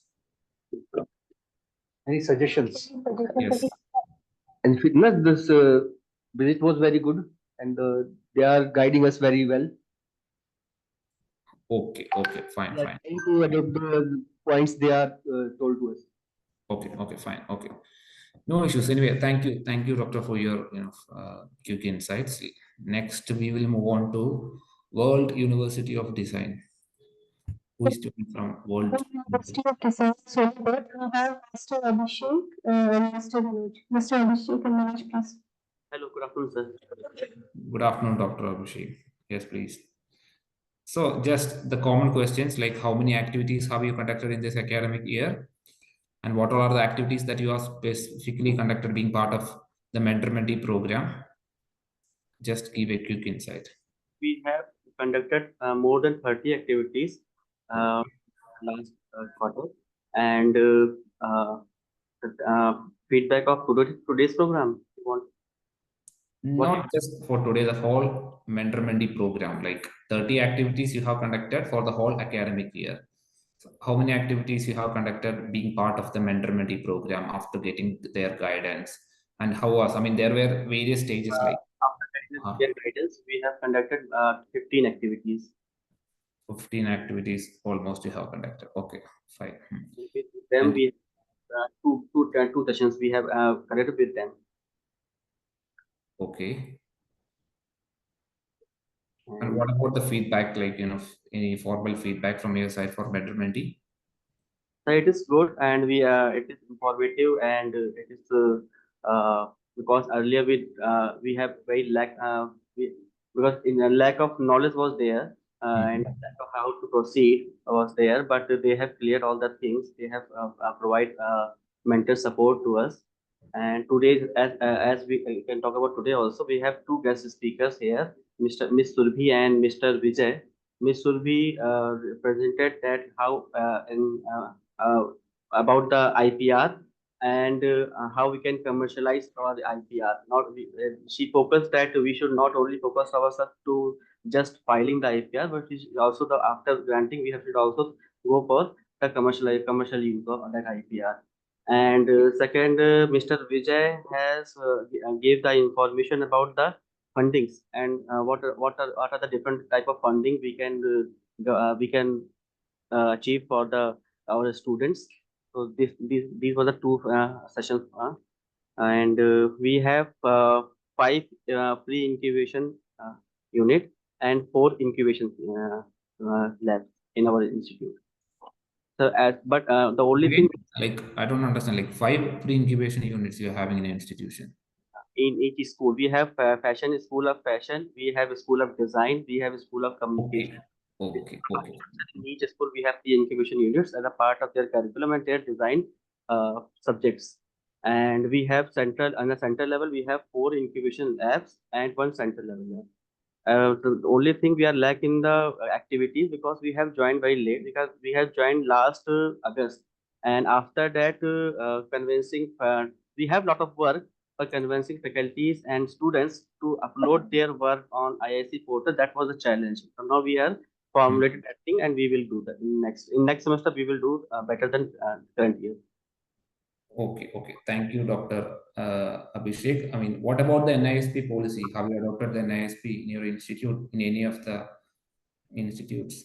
Yeah, we have learned, we have thought about how to implement the NISP policy, and as we are also implementing the new education policy, so we are trying to coordinate.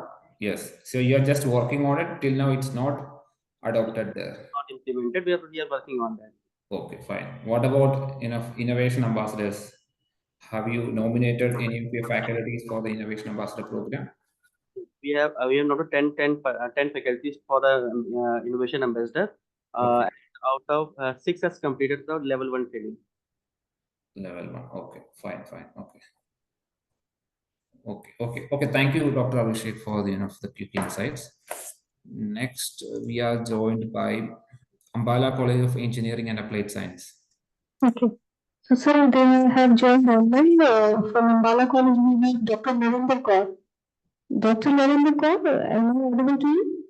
Good afternoon, sir. Mute yourself. Good afternoon, ma'am. Yes, Doctor. So, I mean, again, the same questions like, what is your status of the IIC 6.0? How many activities have you conducted in the present academic year? And Till now we have conducted 52 activities, and some are still pending in Q4 activities like IIC activities and celebration activity. 2-3 are still pending to conduct. Okay, fine. And what is the status about the mentor-mentee? Like, are they actively participating? Like, there are various sessions which are conducted, which are being part of the mentor-mentee program. Yes, so we are actively participating in all the activities which are conducted by our mentor institute. Okay, fine. Anything more to add, like any general feedback for the program or for the mentor institute? With their guidance, we are effective. We are very helpful to them to conduct the activities very smoothly. Okay, ma'am. Now the 3 questions, like, how many innovation ambassadors have you, nominated or trained till now? Like, sir, 8 to 10, between 8 to 10. 8 to 10. So they are the first level, like foundation. Yes, sir. Yes, sir. First level. Okay. What about the NISP policy? Have you adopted NISP policy? Yes, sir. Yes, we have adopted NISP policy. So that is formulated, adopted, and implemented. So what stage are you? Adopted. It's adopted right now. Okay.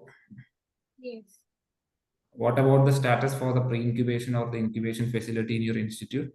We have incubation facility in our institute. So you're having a separate incubation facility in your institute? Yes, sir. Yes, sir. Like a Section 8 company or what? Or yes, not? sir.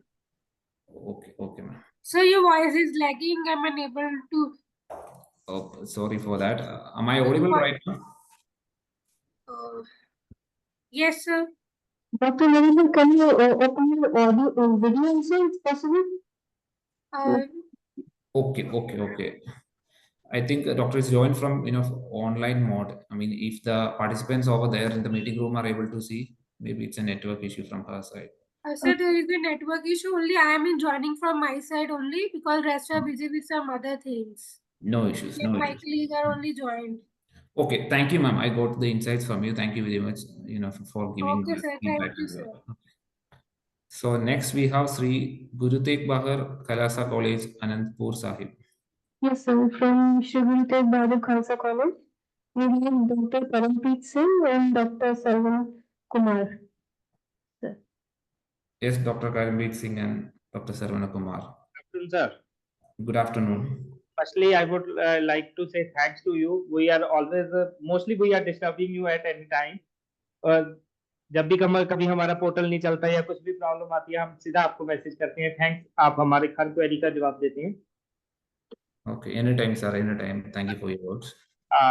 Sir, regarding the activities, we have done 47 activities and the activities quarter 3 up to the quarter 3 we have updated on the portal and quarter 4 is pending till now. Quarter 4 is pending. Okay. Up till date 74, 47. How many? 47, right? 47 activity out of which 2 activities are MIC driven. The 4 YouTube recent lectures and 1 is the regional meet at Banaras Hindu University, Varanasi. Okay, fine. And regarding the innovation ambassador, we have nominated over 9 faculty members in the innovation ambassador. Out of 9, 1 has completed the level 3. 4 are completed level 2, advanced level. All the 9s are completed level 1. And अगर बात करें तो आगे इस अगस्त के last तक हमारे सारे फैकल्टी मेंबर्स लेवल 2 की एडवांस ट्रेनिंग को कंप्लीट कर लें. Okay, that's very good to hear. Regarding the national innovation and startup policy, so we have framed and we are in process for the implementing. Within this month, we can implement in our institution.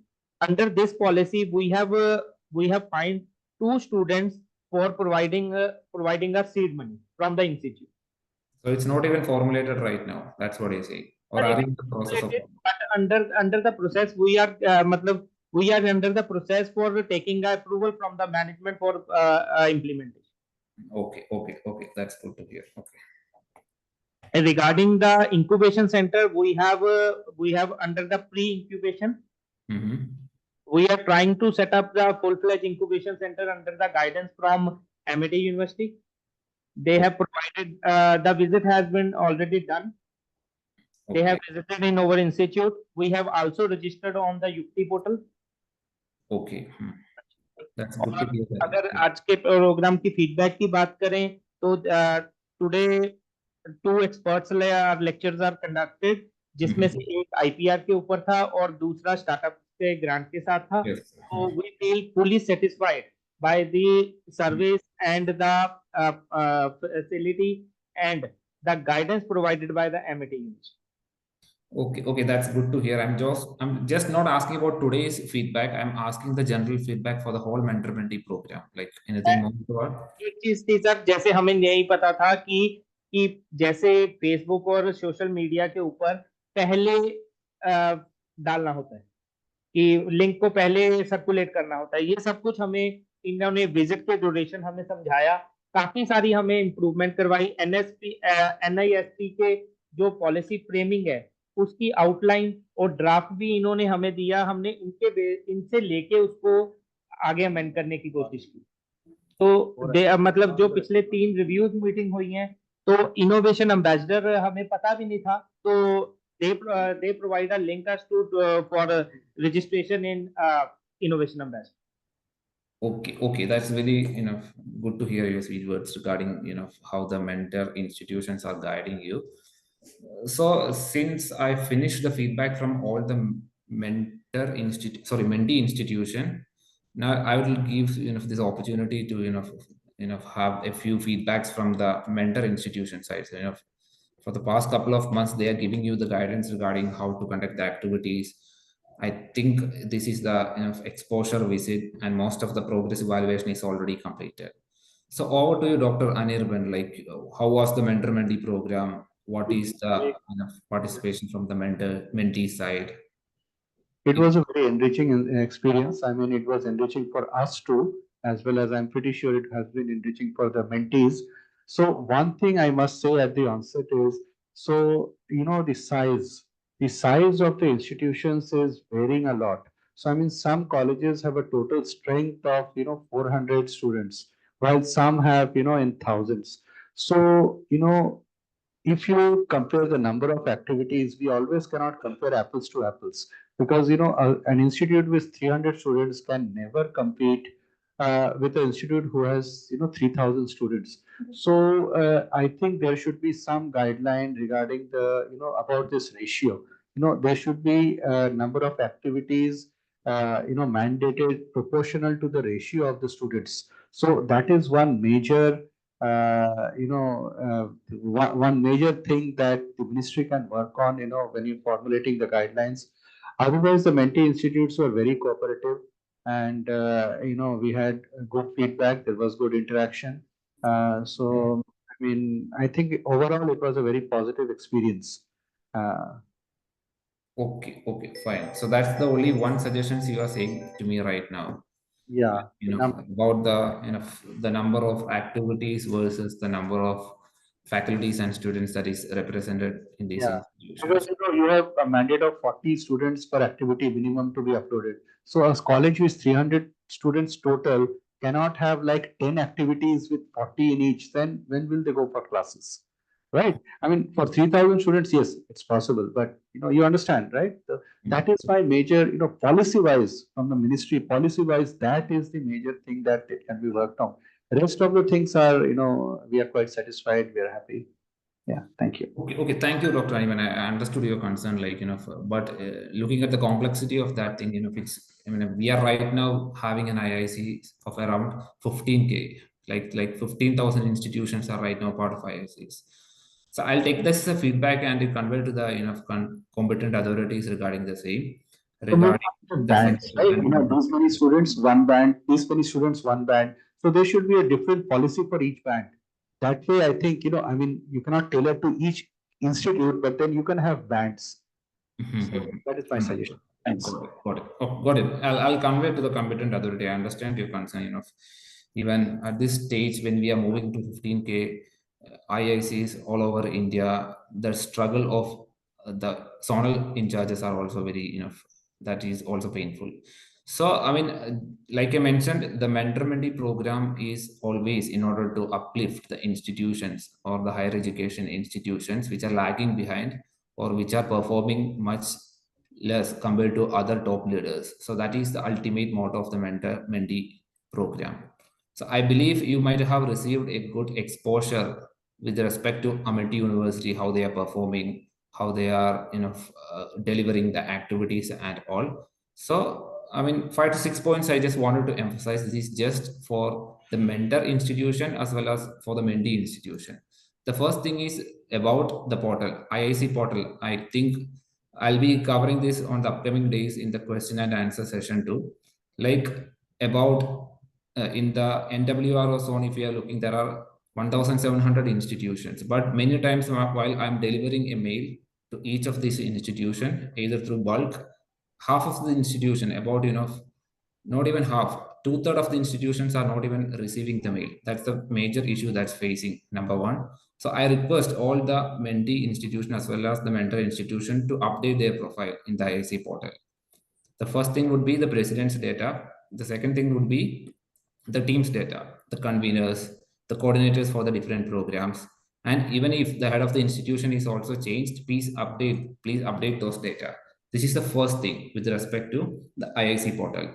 And the second thing is, since we are knowing that IIC 6.0 is coming to an end by 31st of August, I highly motivate all of you to upload the activities at the earliest.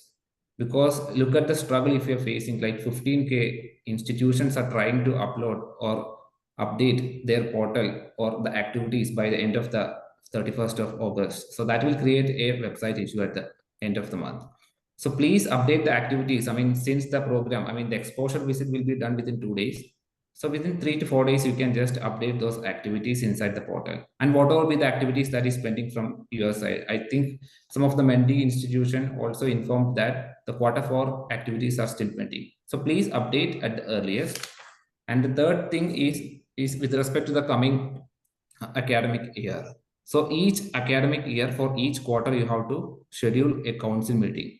So after conducting the council meeting, you will be able to access the activities calendar in order to update the activities. I think the mentor institution have already given a guidelines with respect to all this. So these are the 3 to 4 things with respect to the portal.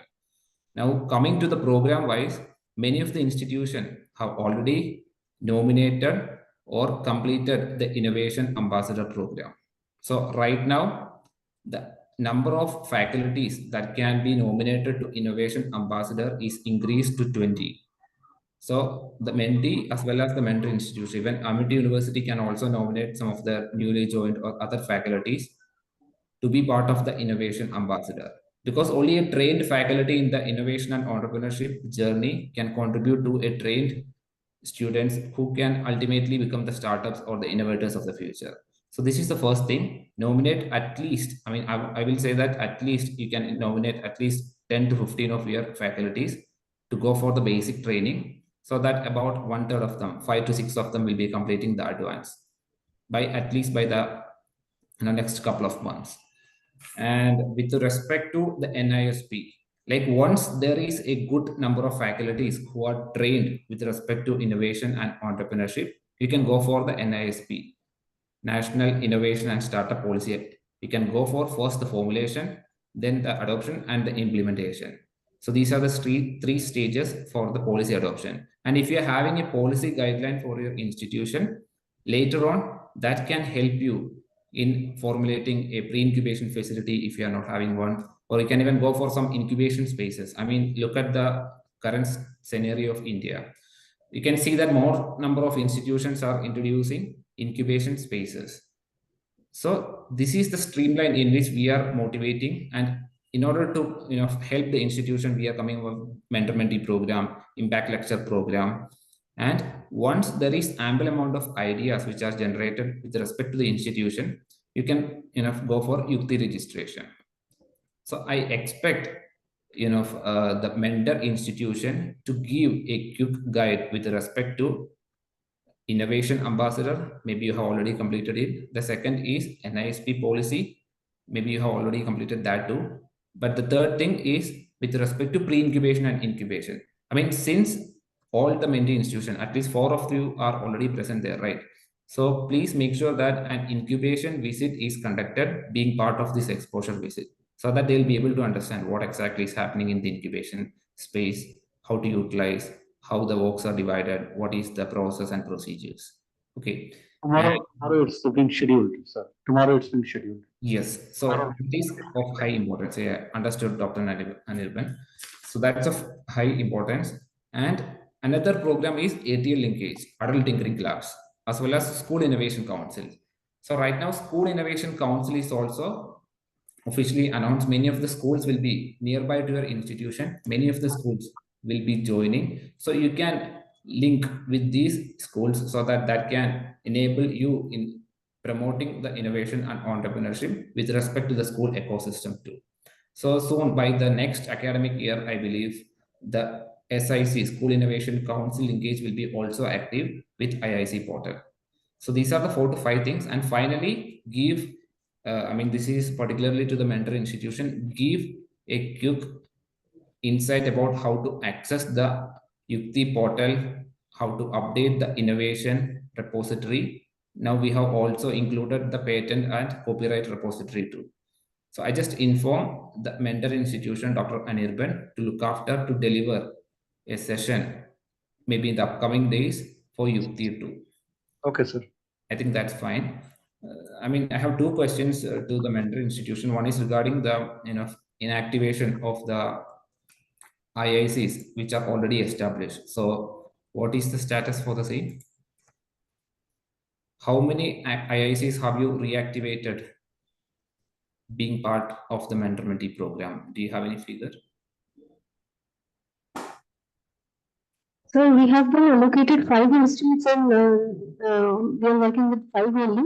But some of the institutes, like I had informed it earlier also during our meet, that Jammu and Kashmir we have been allocated and then we have got it changed. But somehow Mr. Bilal from Jammu and Kashmir, they got connected with us and they are very much interested to join. So we are guiding informally, but formally we have not been allocated as a mentor to that particular institute. So we have presently we have 5 institutes for which we are guiding, and they have not been linked with any schools or School Innovation Council, but definitely will look into it in the next year. So we were I mean, not, is we do this not have any inactive IICs. One of the IICs, as Dr. Shweta mentioned, we were not able to contact them for the initial 1.5 months. So that is why, we requested you for a change. So, so per se, we have no. Lie I form think as well. They I were think from Jammu and Kashmir, and we are from North region, Northwest region. So, which is why we requested for a change of institute, and they were not earlier responding to our mails and calls. But after we got it changed, they got their interest. let me interrupt there. I think you're confused. I mean, this is regarding the mentee that you're, telling me, right? Yes. I'm just asking about the reactivation of the IICs. So that is also an activity being part of the mentor mentee program. Like the IIC institution, the mentor institution is tasked in order to guide a minimum of 10 inactive IICs, institution innovation councils, which are present in their nearby areas Yes, sir. to Right. make them live and follow up Concepts the in which we that are also part of the IIC network. have written, for which we do require your help. Because we just found this inactive one, Mr. Bilal from Jammu and Kashmir. Others we are not able to find. Yes, yes. I mean, you can access that reactivating. I mean, the inactive IIC is already found inside the referral section. So just go to the referral section inside the IIC portal. There you can find the institutions which are inactive. So you can communicate to them via mail, via phone, or WhatsApp. That's up to you. So please make sure that at least 10 of the IICs are active in the upcoming academic year. Definitely, sir. We'll look into it. Got it. And what about the scaling? I mean, there is also one module in there in the referral section that is for scaling of IICs. So if you look at India, there are 86K, somewhere around 80 to 85K institution, higher education institution.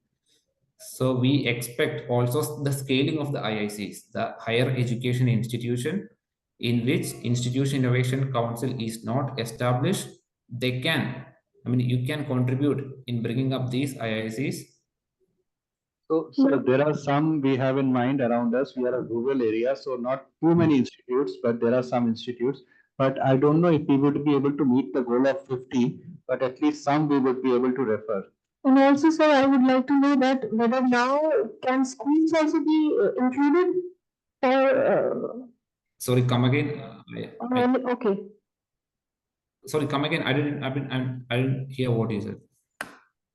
So can we include schools too, or it's just higher education institutions like for the 50? No, I mean, actually, being a mentor, being a MIC funded mentor institute, you should nominate. I mean, you should reach out to 50 new higher education institution. Right now, the school component is not in place. Only the ATL is right now active. The school, I just informed you that soon it will be live. Okay. So maybe in the next mentor mentee, the next academic year will be going for that. Right now, you just wanted to bring in 50 new higher education institution. Okay. Okay, you can just go through the referral section, and if they are coming with reference to your if they are onboarding with reference to your friends, then what can happen is that you can see live in the portal too. Okay, sir. Definitely, we'll look into it. Okay, fine. So anything more, any suggestion or any other comments from any of the mentor or mentee institutions? So that's from my side regarding the feedback. I think I took a while long and I will join late. Sorry for that, I was occupied. My friends have been great support. We have been disturbing them every now and then, but then thank you so much for your help and everything. Whenever we got stuck, you were in contact. So we are highly grateful to you being the Anytime. implementation team, because Yes, handling a team meeting as such, like you, is also very difficult. When we can reach out for our problems and they can solve us in a minute or just on a WhatsApp message. So thank you so much, sir. Thank you very much. I just dropped the mail ID of the NWRO. You can even check the mail ID inside the group description of the WhatsApp group. So please, I request all of you to join the Q&A session. I purposefully didn't deliver any talk or any presentation today.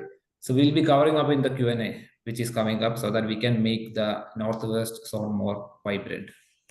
I hope that's clear. Okay, hackathon is also coming, so maybe, Sure. Yes, Thank you for inviting me, and thank you for the feedback section that is scheduled being part of the exposure visit. I would like to thank Mr.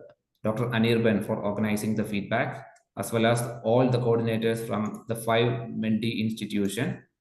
So please be active, contribute in the nation building. Thank you once again. I'm just leaving now. Thank you. Thank you so much. Thank you, sir.